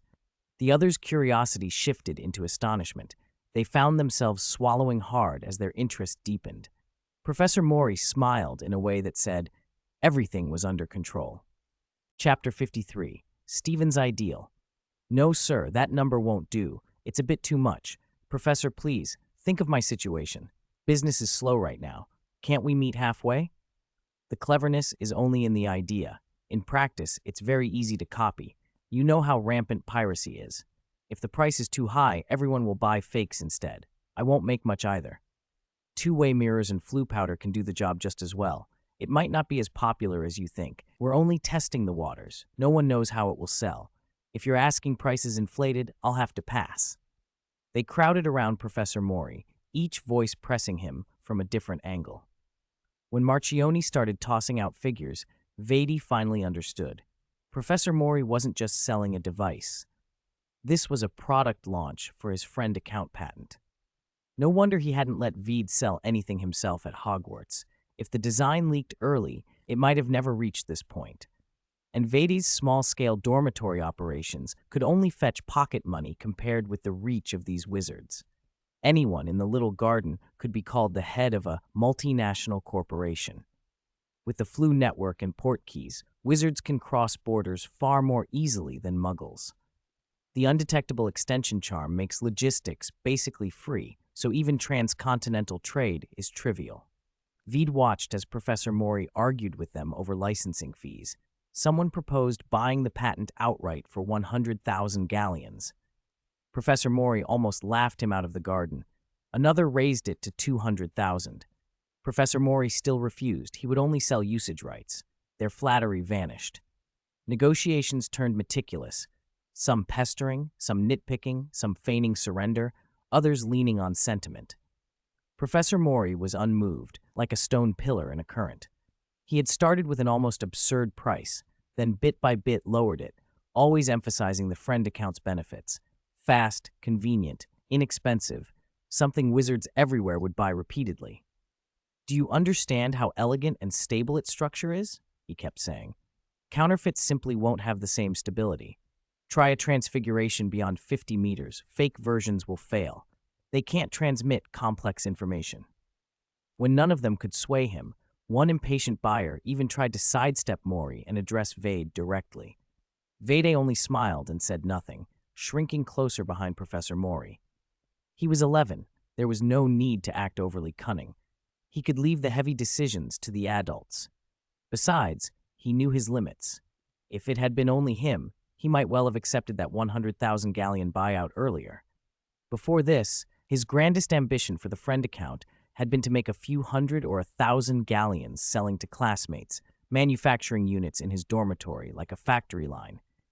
Now he was at a capitalist's table, and he was glad Professor Mori was the one handling it. Seeing Vede overwhelmed and looking lost, Professor Mori waved him off. "Stephen, take Vede out to play. Don't stand in the way." Then he rolled up his sleeves and went back into the fray. Stephen, quiet as ever, and once again treated like a child, hesitated. He opened his mouth, then closed it, and at last obediently led Vede away. As soon as they stepped out of the garden gate, he let out a long sigh. "If you've got something to do, go ahead. I'll find a place to read," Vede said understandingly. Who enjoys playing with children? He didn't much either. "No, it's not because of you." Stephen bowed his head, looking embarrassed. He hadn't wanted to speak, but under Vede's steady gaze he admitted, voice small and hurried, "I'm 36, and my father still treats me like I'm a child. I want to follow in Mr. Scamander's footsteps, travel the world, be a magizoologist. But my parents, my mother especially, they won't let me go. They say it's too dangerous." Vede blinked. "But they haven't put you under house arrest. If I left without their blessing, how heartbroken would my mother be?" Stephen fretted. "My father would be furious. I don't want to leave without their understanding. If I go without it, I wouldn't dare come back." Vede found it surprising. Professor Mori's son, who looked like a bear and had a presence to match, had the soft nerves of a rabbit. He thought for a moment, then said, "Why don't you write to Mr. Scamander?" "Write a letter? Woo, what would I say?" "You could ask for a position. Mr. Scamander keeps many magical creatures. Maybe he'd take you on as a caretaker or an assistant.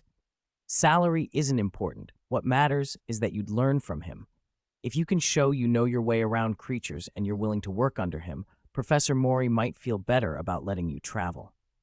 Vede pictured Scamander's magical case. Environments within environments, climate changes, habitats meticulously arranged. He felt real envy. "Why didn't I think of that?" Stephen brightened. Then uncertainty crept back.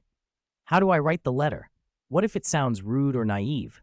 Just tell the truth, Veed advised. Explain your situation and your aspirations. Say why you want to work with magical creatures and what you already understand. If Scamander can't accept you, at least he won't be offended. Stephen's face eased. He looked almost relieved to have a practical plan. Vede, watching him, realized something else. When he first met Stephen, he had thought him strong, then calm and steady. But after spending time with him, Vede saw the boyish simplicity underneath, so straightforward and earnest that he seemed younger than many children. No wonder Professor Mori kept such a close watch. If Vede had a son like that, he wouldn't let him roam the world alone either. 54. Contract. Stephen wanted to write a letter, and Vede said he could be left alone, but Stephen didn't abandon his duty and run off. He and Vede spent a while settling the wording of the letter, then drifted into a conversation about the magical creatures Stephen had raised. Professor Mori wouldn't let him travel to places where truly dangerous beasts lived, but he hadn't shut down Stephen's dream entirely. After graduating from Hogwarts, Stephen had taken up a farm and spent years raising all kinds of little cuties. Vede had assumed, from Hagrid's reputation at Hogwarts for keeping dragons and the like, that Stephen kept dangerous animals too. Instead, Stephen described a menagerie of genuinely adorable and mostly harmless creatures: diracals, foopers, puffskines, pixies, krups. The most dangerous thing he'd kept was an akami. It could expand or contract its size at will, growing as large as a dragon, yet it fed only on insects, birds, and rats. "I've always wanted to raise a greyling," Stephen said. "You know, a winged horse. Greylings can fly and run faster than the wind, but nobody ever tamed one, except for that mythical Sigurd." "Are they hard to tame?" Vede asked. "They're very free-spirited. They hate being tied down," Stephen said. He went on, talking about other winged horses: Hogwarts thestrals, the Abraxans at Beauxbatons, even the fire-breathing Aethon. Some wizards looked down on non-human creatures as inferior, but Stephen treated them like treasures. Vede felt he was learning a great deal just from the conversation. Their talk was cut off by the arrival of a blond man who had stood on the small stone platform earlier. He looked sleek and slightly irritated. He greeted Stephen, then turned to Vede with a forced smile. "Mr. Grigg, regretfully, we won't have an opportunity to work together this time. If you have new projects in the future, please contact me. I can offer a price you'll find satisfactory." He handed over a business card. Stephen's smile vanished. His expression, usually gentle, went cold. Vede took the card and returned the polite line with a smile of his own. "I hope we'll have that opportunity someday." The blonde visibly relaxed and hurried his goodbyes. As he left, Stephen muttered, displeased, "You're not really considering working with him, are you? He mispronounced your last name." "He did," Vede said, slipping the card away. "But it doesn't matter. I wasn't planning to remember his either." Like a switch thrown, two more wizards came over, repeating the same routine, pleased to meet him, sorry they couldn't collaborate, and left business cards. This time they made the effort to get Vede's full name right. When they were gone, Stephen added one warning. "Don't work with Bolton. He seems easygoing, but he's ruthless. He manipulates contracts, though he wouldn't dare cheat my father." A man with a middle part and a beard approached next, leaning on a conspicuous black cane. "Mr. Gray, I admire your talent, but Professor Mori and I were unable to agree on terms. Please keep in touch. Opportunities may come up." "Of course. Thank you," Vede replied, taking the card. The man's name was Cyrus Sharp. Stephen filled in the background as they walked away. Sharp's always getting his hands on rare things, some legal, some not.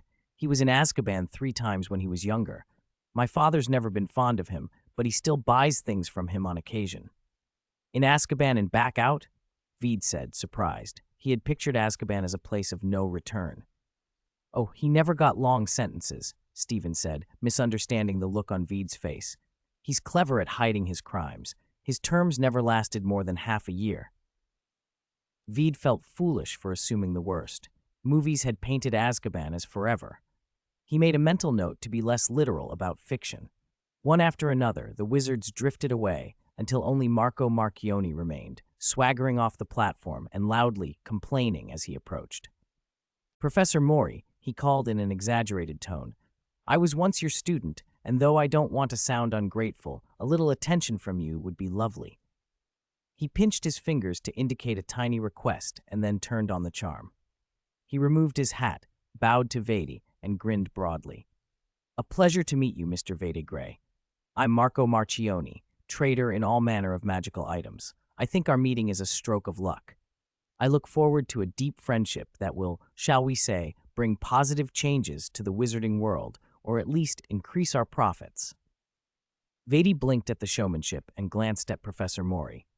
Mori, unruffled, cut to the chase. Marchioni is willing to pay 50,000 galleons for the technical authorization of the friend account, and for every galleon he earns using the friend account in the future, he will pay you 3 sickles. Marchioni's smile faltered for a heartbeat. The sum was enormous, but the hint that perhaps he was paying more than he might have had him inwardly wincing. He grumbled about Professor Mori's favoritism, playing the wounded businessman, but Mori ignored the protests and turned to draft a contract. As a witness, he supervised Marchioni and Vedi as they formalized the agreement. One advantage of doing business in the magical world, there was no real fear of partners breaking an agreement. The penalties for breaching a magically bound contract were often worse than death. Marchioni was unabashedly driven by profit, and he showed it plainly. As soon as the contract was signed, he pushed them to get to the next stage immediately. He wasn't willing to squander a single second of potential money-making time. Professor Mori left the party entertainment to Stephen and accompanied Vedi to Marchioni's magic workshop. It's best to get the first batch on the shelves before term starts. Students and their parents will happily empty their wallets for our goods, Marchioni said with bright enthusiasm. We can offer different packaging, different quantities, different qualities. Even if we slap a print on the parchment and sprinkle a little gold dust, pure-blood nobles will pay 3 times the price. Oh, and I need a batch of posters up in Diagon Alley tomorrow morning. Vede clicked his tongue. Is there enough time? Of course, Marchioni blinked. My dear Vede, the world of magic is omnipotent. Vede half expected some miraculous production spell, but when they flowed into Marchioni's company, he discovered the true engine: money. The main hall was vast, with a little waterfall running through the center, and the name Aslan Magic Workshop glittering in gold across the ripples. The vaulted dome was painted with magical creatures, some of them subtly animated. Fireplaces burned everywhere with green flames, wizards stepping from them from time to time. Why are we suddenly being asked to work overtime during the Christmas holiday? A young man complained loudly, apparently not noticing his boss nearby. I had plans to travel to Italy. I heard there's an urgent batch to produce, a witch replied, happily. Overtime paid at triple rate. The short-haired lad immediately brightened. Well, that's not so bad then. Excuse me, please clear a path.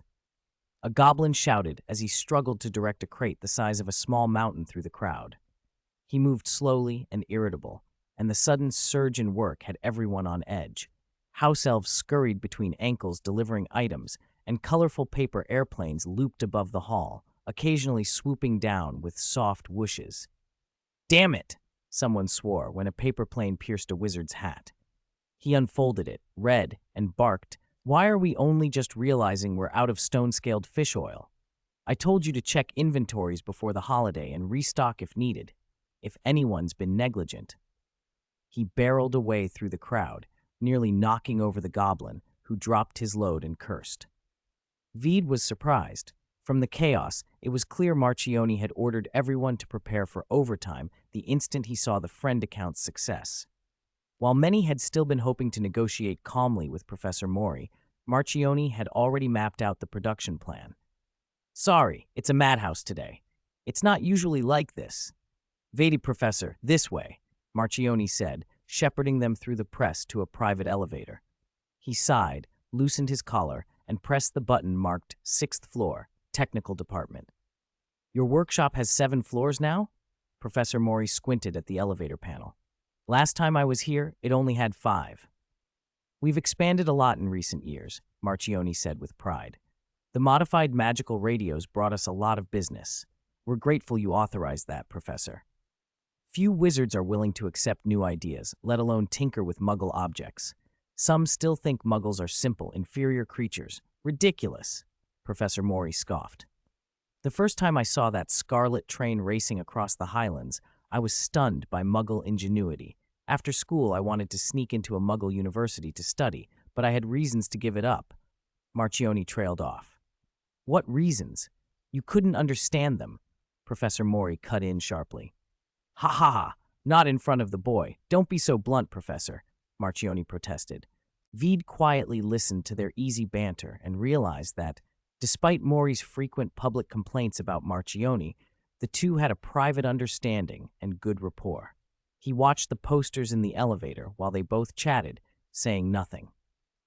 The technical department consisted of 2 goblins and 5 or 6 wizards. They had already laid out tools and ingredients and were waiting, and the room felt nothing like a Muggle office. Strange animated objects drifted about, colored lights flashed, and a steady hum of subtle magical noises filled the air. Professor Mori and Marchione found a quiet table, poured tea, and left Vade to speak with the technicians. Vade demonstrated the process for producing the friend account. He had prepared potions to cover the longer prep steps. The staff were experienced. After one demonstration, they understood the overall method, and then the procedure was broken down into smaller steps until even a third year at Hogwarts could handle over 80% of them. People immediately started calculating ways to cut costs and hunting for appropriate materials. In under half an hour, the technical department had finalized the production process for the first run, and the workshop shifted into high gear. Marchione chatted quietly with Professor Mori from time to time, but he kept stealing glances at Vidi. The black-haired boy was small for his age and spoke little after his demonstration, but each time he did speak, it was precise and on point. The technicians attempted to alter his magic circuit more than once. Before they even began, Vide explained the likely consequences, either reduced stability or lost or delayed information transmission. He was proven correct every time.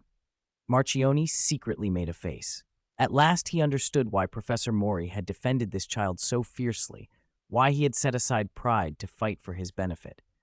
Vede wasn't just inventive, he combined a genius's creativity with diligent study and an exceptionally practical experimental spirit, familiarity born of dozens, even hundreds, of trials. Many young geniuses burn out or squander their gifts. Others, too clever for their own good, land in trouble. But Vade seemed like the rare sort who would flourish if he lived long enough.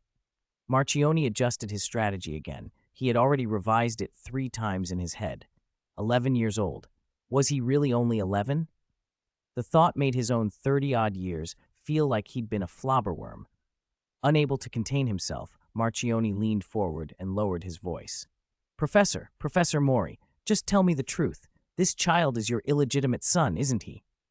Vade, who was midway through discussing lead powder ratios with the technicians, heard a sudden cry.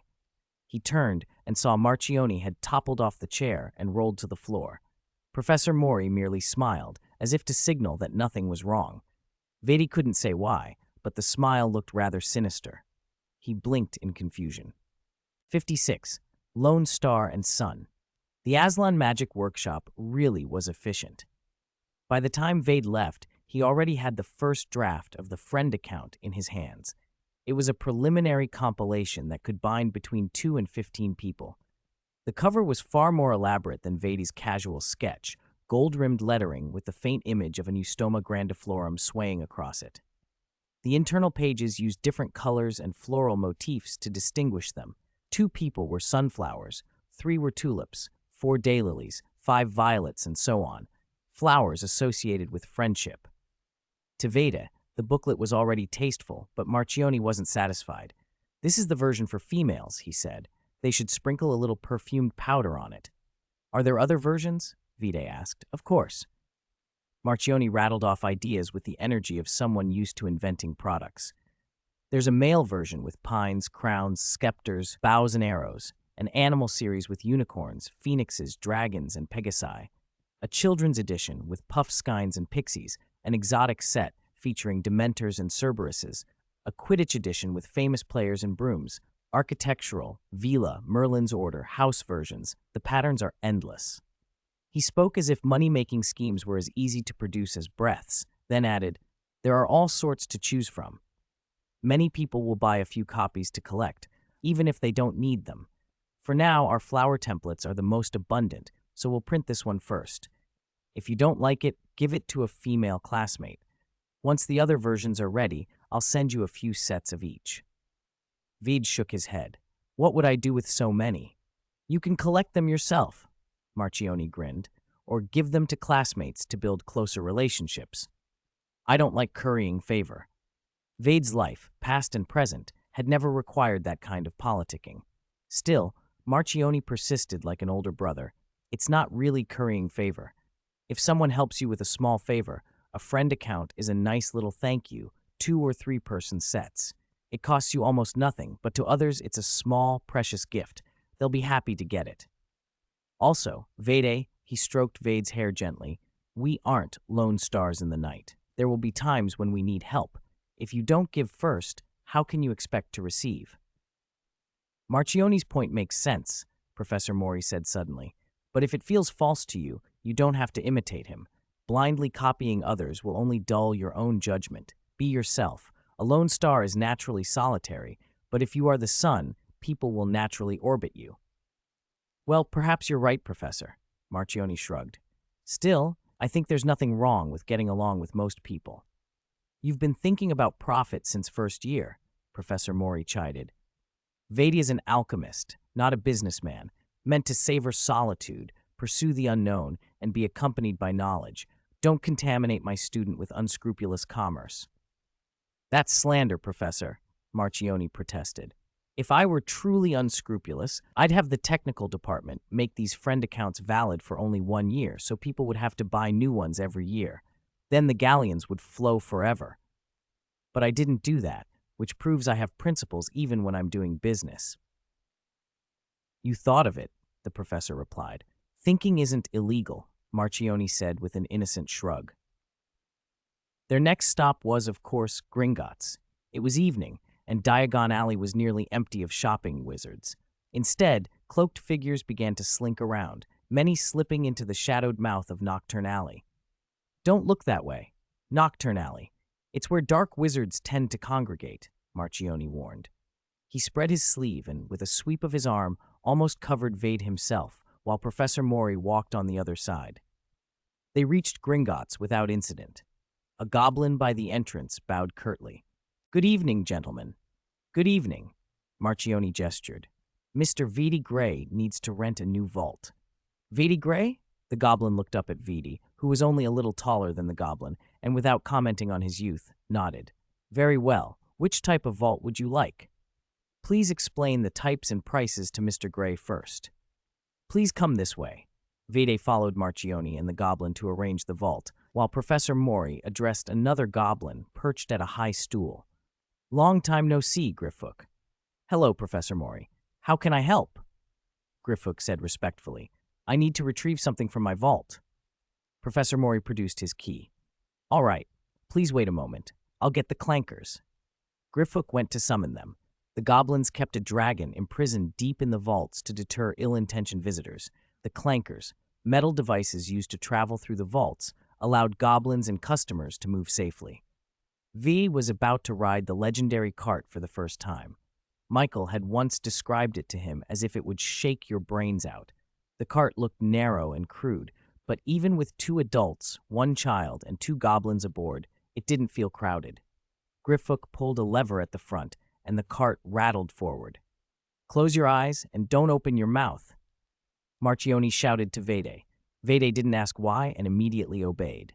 The cart plunged down the steep track, gathering speed. Cold air whistled past. The winding path tossed them from side to side, as if it might hurl them out. Keeping his eyes shut dulled the dizziness, and Marchione's arm pressed across Vede's chest like a safety bar. After what felt like a long while, the cart finally jolted to a stop. Faces were pale as they clung to the railing until Vede and Marchione could clamber out. Professor Mori traveled farther down to fetch his things. All right, let's go. Griffhook pulled the lever again, and the cart moved to another berth. A goblin named Kullo stood by a vault door with the number 317 hanging above it. He turned an antique key slowly in the lock, the chains shuddered, and the vault door swung open. Vede peered inside. The vault was empty. A cavernous, bare space without even a stray weed. "This will be your vault, Mr. Vetigray." Kullo handed him the key on a slender silver chain just long enough to wear around his neck. "Please keep this safe." "It's a bit empty, isn't it?"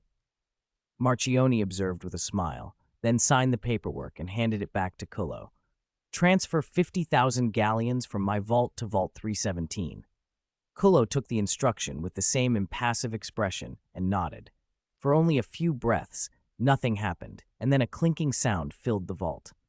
Veed looked up and watched, astonished, as thousands upon thousands of galleons rained down like a golden downpour. The coins hit the floor and rolled, piling into a small mound that gleamed under the torchlight. "Someday," Marchione said with a laugh, "this place will be filled with galleons. Won't it?" 57. Reward and test. "Can Mr. Marchione withdraw galleons directly from your vault?" Veed asked quietly, awaiting Professor Mori in the hall. "Don't worry," Marchione whispered when he heard what Veed was thinking. "Goblins can put galleons into a vault, but they can't take them out without the owner's authorization. The ministry made a contract with the goblins long ago, an old, binding contract. People keep their valuables in Gringotts because goblins would never embezzle." "But I heard Gringotts was broken into this summer," Veed replied, recalling a news report. "Yes, that's true," Marchione said. Griphook, who had approached with Professor Mori, heard and immediately intervened, but nothing was stolen. Gringotts is still the safest place in the wizarding world. Professor Mori returned with empty hands. Marchione did not press the matter. As they left Gringotts, he said, "Sorry, Professor Veed, I need to arrange a new product launch right away. A few days until school starts, and there are so many businesses to coordinate." Professor Mori nodded. "Go on, Marchione." "See you next time, Mr. Marchione," Vide added. Marchione tipped his hat, bowed slightly, and hurried off toward the Daily Prophet's offices. Vide watched him go and marveled again. "He really seizes every second," he murmured. "Whenever money is involved, he's more proactive than anyone," Professor Mori said as he led Vide down the steps. "But he's an excellent businessman. I'm not saying he's more honest than others, but he thinks long-term. To make greater profits, he can spend years, sometimes over a decade, building the foundation." He looked at Vede with an approving gaze. "If you were 30 or 40 and suddenly had an idea to create a friend account, I'd advise caution. Perhaps Marchione would try to extract more benefits. But you're only 11. He paused, smiling oddly. "Isn't being young more likely to be deceived?" Vede guessed. "No, Vide." Professor Mori spoke with feeling. "Being young is your weakness now, but it's also your strength. Marchione, like me, believes in your potential and hopes you'll shine in the future, so he'll invest time, resources, and energy in you now, even giving up short-term gains, in hopes you'll bring him greater returns later." Vede frowned. Professor Mori seemed to read his thoughts and smiled. "Uncomfortable? Do you think he's too calculating?" "It's not that I dislike it," Vede said slowly. "I know many relationships are formed through being needed, but Mr. Marchione is so enthusiastic, it's hard to accept that his motives are so—" He hesitated, searching for the right word. "Cold? Too focused on practical benefit?" Professor Mori supplied. Vede nodded. "Listen, Ved. In this world, the worst thing is not being used by others, because being used is also acknowledgement of your talent and value. Someone with no usefulness is pathetic, like a speck of dust no one notices. So don't be afraid or disgusted when others want to use you. Learn to use your talents within those mutually beneficial relationships. Use their resources to promote your growth, but always keep a clear head. Protect your interests. Don't become a tool, be your own master." He glanced down at the boy's gray eyes searching his face. Vede listened intently. Mori knew the child would remember these words. A complex feeling stirred in him. On one hand, Professor Mori felt the comfort of sharing wisdom and seeing students grow from ignorance to knowledge. On the other, he worried he was passing on the coldness and ruthlessness of adult life to an innocent child, steering him toward a harsher path. A flicker of regret crossed his mind. He changed the subject in a lighter tone. "But these are things for later. You don't need to worry about them now. Just don't make promises lightly. If you don't know what to do, come to me." He made a promise he rarely made. "Thank you, Professor," Vede said, looking up. "You've helped me so much since we met. How can I repay you?" Keep your passion for learning and your relentless curiosity, Professor Mori answered with a smile. For a teacher, what greater reward is there than seeing his students bear fruit? Professor Mori used the Flu Network to send Veda home. The Flu Network clerk who managed the connection had already left for the day, so they couldn't link directly to the gray fireplace. They flew to a nearby hearth and walked the rest of the way. Professor? Veda asked, dusting soot from his hair as they walked. I heard apparition can take you instantly to another place. Why don't we apparat instead of using the flu?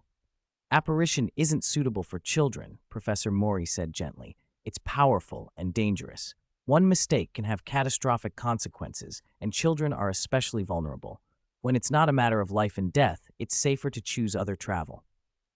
They arrived late. The gray couple waited anxiously, one peering from the door, the other guarding the fireplace.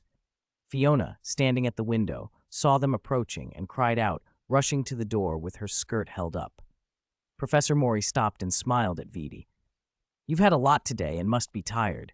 Although a teacher shouldn't say this, go home and rest. No reading tonight, okay? Yes, Professor, Vidi replied respectfully and gratefully. The Greys lingered in the doorway, as if they still had something to say. Professor Mori reached into his pocket, pulled out a small box, and handed it to Vidi. He had probably gone to Gringotts to retrieve it. Vidi blinked. What could Professor Mori keep in his vault? He instinctively began to refuse. No, Professor. Don't refuse, Vidi. Professor Mori pressed the box into his hand. This is not just a reward, but also a test. Use it well, Vidi. 58. Waning Moon. So you're saying that parchment of yours, Ferdinand began, his face going pale. Patent, dear. It's a patent, Fiona snapped, annoyed that he would call their son's invention a mere parchment. Ferdinand stared at Vade as if trying to make sure he had heard correctly. You sold the patent, you were given 50,000 galleons, and there's a steady stream of royalties? Vade's smile faltered at his father's odd tone. He tried to sound casual. Yes, father. And someone even offered 200,000 galleons to buy it outright, but Professor Mori refused? Yes. Ferdinand's breathing came out in short bursts. He stared, incredulous. You also followed Professor Mori. Professor Mori, Veda repeated, and a businessman went with him to Diagon Alley? It was Mr. Marco Marchioni, Veda supplied, thinking it over. They both took care of me. And then, right there, in front of you and a goblin, he transferred the whole 50,000 galleons? Yes, father. Ferdinand's expression was strange, uneasy, and not just proud, and Vidi felt a little unsettled. He realized belatedly that he should have told his parents sooner. Marchioni had been in a hurry to finalize things before school, and under the businessman's push, everything had been fast-forwarded. He had simply overlooked consulting them. Professor Mori and Marchioni didn't seem like careless people, but his parents didn't know magic. From their perspective, 11-year-old Vede was the only one in gray who could speak to wizards and make decisions. That thought made Vidi feel awkward. He swallowed it down and tried for a light tone. Because school's about to start, Mr. Marchioni was worried about missing the opportunity. Things moved quickly. Sorry, Dad. I should have come and talked to you first. All right, he's only 11. Do you expect him to be thorough in everything? Fiona pretended to scold him, pushing Ferdinand aside before sweeping Vidi into a hug and kissing his forehead hard. Wonderful, darling. I'm so proud of you. How many 11-year-olds can say they've secured financial independence?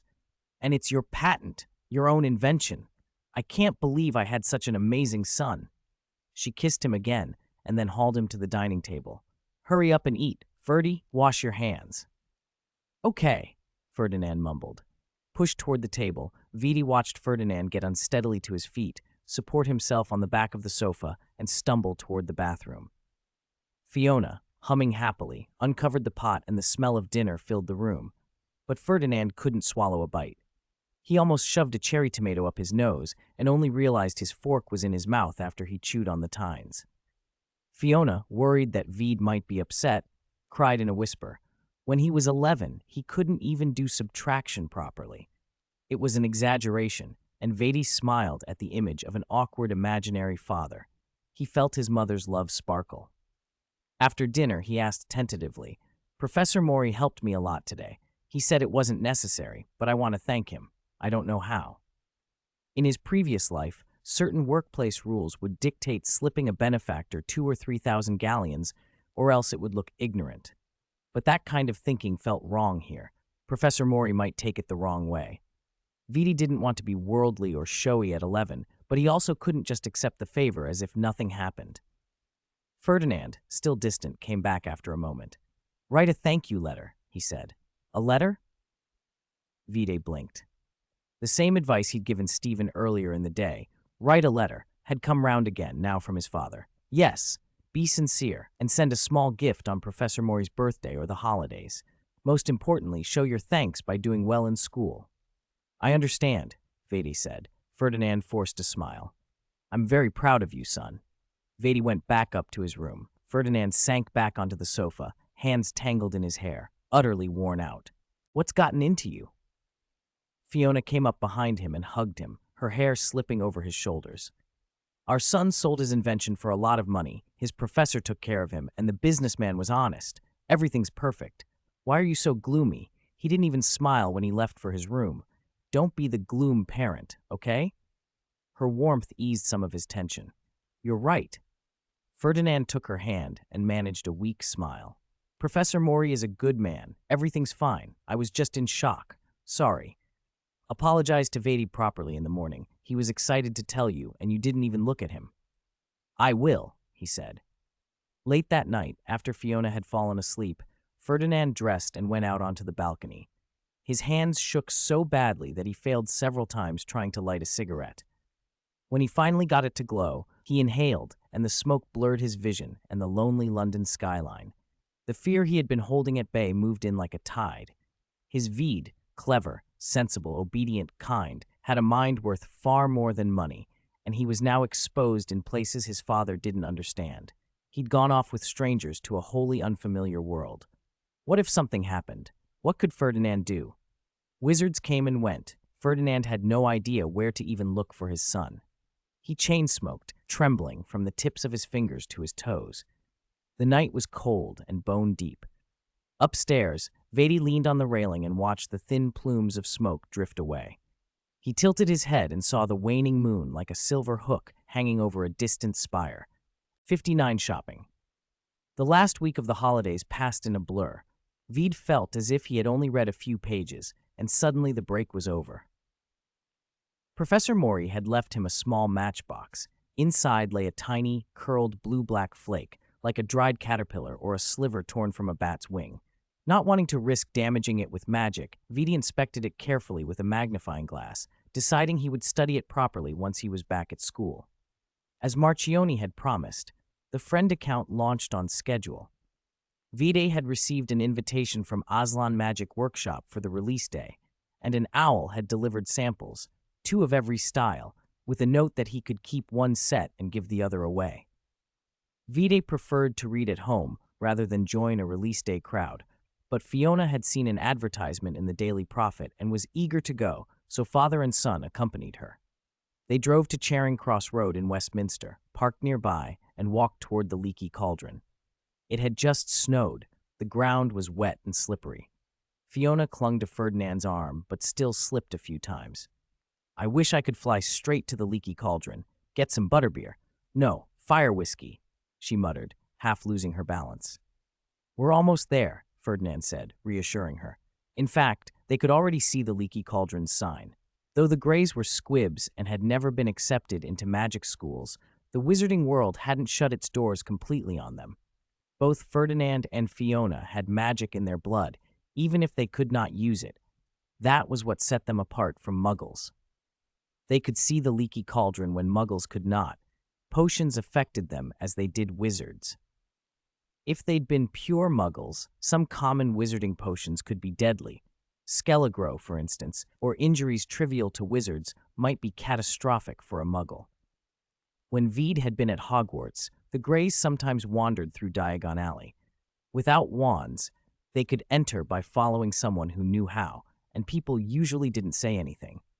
Now, as soon as they stepped into Diagon Alley, they looked as if they'd come home. They stopped for a drink at the Leaky Cauldron. Fiona had learned to stop complaining about the hygiene, and then followed the alley's winding path toward the entrance. Vidi tapped a brick with his wand, and the familiar archway shimmered into being, revealing a giant poster. The friend account, a landmark of a new era. Haven't bought a friend account for your child yet? Merlin, what will he do at school? Top quality, affordable, an irreplaceable joy of the new era. With me at your side, the world is different. Communicate anytime, anywhere. The friend account changes your world. Oh my goodness, Fiona exclaimed. Colorful posters filled every corner of sight, slogans scrolling continuously, urging people to buy now. Diagon Alley thrummed with people, parents with children, tourists, foreign wizards. There was no need to go to Marchioni's shop. The vendor carts lined the street every 10 meters. A shop assistant shouted, "Limit one per person. Limit one per person. Hey sir, you've got too many." Don't worry, more will be produced soon. If you can wait 2 days, you can come into the shop and pick carefully, every style. But nobody listened. People surged forward, clutching galleons and shouting, "3 for me. I have 3 children. Don't push from behind. Who stepped on my shoe? I want the red one. Give me the red one." A gasp ran through the crowd. The surge split. 2 wizards rolled to the ground and started fighting. Screams and shouts crept through the alley until onlookers dragged them apart. Fiona swallowed. "Should we just look around here?" "A wise choice," Ferdinand said, as he bought ice cream. The 3 of them sat at a small table outside, watching the chaotic scramble. Fosco, the small vested owner, brought the ice cream with a smile. "Are you here to buy a friend account for your child?" he asked. Yes." Ferdinand replied vaguely. "You should buy it now." Fosco adjusted his tie. "I've got inside information. Aslan Magic Workshop only produced this batch by working overtime. After they sell out, the staff will take a few days off. If you miss this round, you'll have to wait at least a week." Vedi looked at him. No wonder the assistant's pleas for order did nothing. If every shopkeeper spread inside information to create anxiety, people would panic and push to buy. "Your inside information is?" Ferdinand began cautiously. "Oh, my distant aunt's neighbor's daughter works at Aslan Magic Workshop and helps run friend account production. My info is absolutely true and reliable," Fosco said proudly. "Oh," Ferdinand nodded, half convinced. Vidi merely sighed inwardly. Could Marchioni have instructed employees to leak this rumor to stir sales? Official statements promised plenty in stock, while local owners whispered scarcity as inside information. Naturally, people would believe the latter. "Waiting a week, is that really a big deal? Wasn't it fine to have only owls before?" Fiona asked. "How is that the same?" Fosco said, looking at Vidi. "Think about your son, madam. When he gets to school, his classmates will be exchanging and chatting on friend accounts. If he doesn't have one, won't he feel left out? Inferior? As parents, wouldn't that hurt?" Fiona pictured the scene. Classmates grouped together, laughing and messaging on their friend accounts, while Vede stood alone at the edge, watching. Her eyes filled. "Yes, of course. That's awful. We can't let that happen." "Right. Everyone thinks like that. At least let the child take a friend account to school so he won't be out of place. Who could resist?" "Of course they'll buy it," Fiona said, firmly convinced. Fosco sighed and went back to his shop, musing about how far parents would go for their children. Fiona watched the crowd restlessly, then suddenly stood up. Ferdinand caught her by the arm. Vede looked at her in surprise. "Ferdy, Vede already has a friend account, remember?" Ferdinand said, helpless. "He has lots of them. He can exchange with everyone. He's not some poor little thing." She blinked and suddenly remembered. "Oh, right!" Vede could only stare. So she'd really been stirred up into buying one by the panic everyone else was creating. Not secretly promoting for him after all. 60. Farewell. The next morning, Vede was woken by his father an hour earlier than his alarm. "It snowed last night, Vede." Ferdinand's voice still carried a chill as he urged, "Get up quickly. We need to leave early today." Vede pushed back the covers, raked his hands through his messy hair, and pulled open the curtains. Snow 2 inches deep lined the windowsill, and the yard was a seamless white. A circle of footprints circled the car where Ferdinand had cleared the snow. Vede dressed quickly and went downstairs for breakfast, hearing his parents arguing in the kitchen. "Listen to me, dear. It's too cold today. There's no need for all of us to go to the station. It's enough if I see Vede off." "But I want to see him too. He won't be back for half a year." They argued for a while longer, but Ferdinand, once decided, wouldn't be swayed. In the end, he insisted Fiona stay. When they came out of the kitchen, Vede pretended not to have heard. After breakfast, he said, "Mom, can you look after Miss Ava for me and take her to Hogwarts yourself when the weather clears?" "Of course." Fiona brightened and immediately shifted gears. "I can make owl food for her. General Bud's rations are almost gone, and Million, she needs to slim down. The running wheel I bought got chewed to bits." Million was Fiona's timid little hamster, usually low maintenance. With Fiona distracted by the pets, Ferdinand relaxed. They finished breakfast quickly. Ferdinand hefted Vade's large suitcase into the car trunk. "Goodbye, Mom," Vede called before getting in. Fiona stood in the doorway, waving vigorously as the car slid away. As Ferdinand had expected, the snowy roads were slippery and traffic crawled. A few minor collisions left cars stopped by the roadside, scattered pieces glinting on the snow. It was quiet in the car. Vede watched the world slide by, and suddenly his vision blurred. A gray car seemed to materialize beside them, as if squeezed out of thin air. "Ah, what's wrong?" Ferdinand glanced in the rearview mirror and caught his son's startled face. "Nothing. I thought I saw a car right behind us." "Happens all the time." Ferdinand didn't take his eyes off the road. They had to be careful. Brakes took longer in the snow. Vede kept watching the gray car. It hovered alongside for a few minutes, then vanished. When he spotted it again, it had crept forward to the intersection and darted through on amber just as the light changed to red. No one else seemed to notice. If ordinary people could have seen it, they'd have called it a ghost story, Vede thought. They finally reached King's Cross with more than 10 minutes to spare. Ferdinand lifted the suitcase onto a trolley and pushed it toward platform 9 3/4. He slowed as they approached the barrier, then stopped altogether. Vede took his hand. "Let's go in together, Dad," he said. Ferdinand gave a rueful smile. "No, Vede, I'm not a wizard. I can't." "You can," Vede cut in. "Platform 9 3/4 isn't magically restricted to only wizards. It's set up so muggles usually overlook it. The Ministry put that enchantment on it." Ferdinand took a deep breath, staring at the brick wall like it was something monstrous. "I can go in this platform." "Come with me," Vede said, and led him forward. Ferdinand closed his eyes as they ran toward the wall. Nothing happened. No shock, no pain. When he opened his eyes, the noise around him swelled. The Scarlet steam engine stood at the platform, its carriage doors open. Children in Hogwarts uniforms leaned from windows, waving. The platform teemed with people.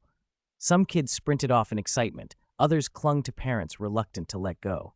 Owls in cages peered about, and a couple of cats strolled across the flagstones. Older students clustered together, already trading complaints about holiday homework. One child tugged away from his mother's embrace, protesting, "Stop smothering me, Mom. I'm not a child." "Did you put away all your friend accounts?" a stern elderly woman demanded of the child beside her. "Don't lose them. Remember to keep in touch." "I know, Grandma," the child replied dutifully. "Can I have another friend account, Dad?" A little girl begged, clinging to her father's arm. "I have so many friends at school. My sister doesn't have one yet. You could get her one later." "Don't even think about it." A younger girl nearby jumped up. "That's mine." All around them, at least 1 in 3 people seemed obsessed with these friend accounts, pulling paper out to write addresses or exchange them excitedly. Some kept checking their accounts for new messages. Others clipped tiny pens to their shirt pockets or even their ears to be ready to write. Ferdinand watched almost obsessively. Platform 9 3/4 was not Diagon Alley.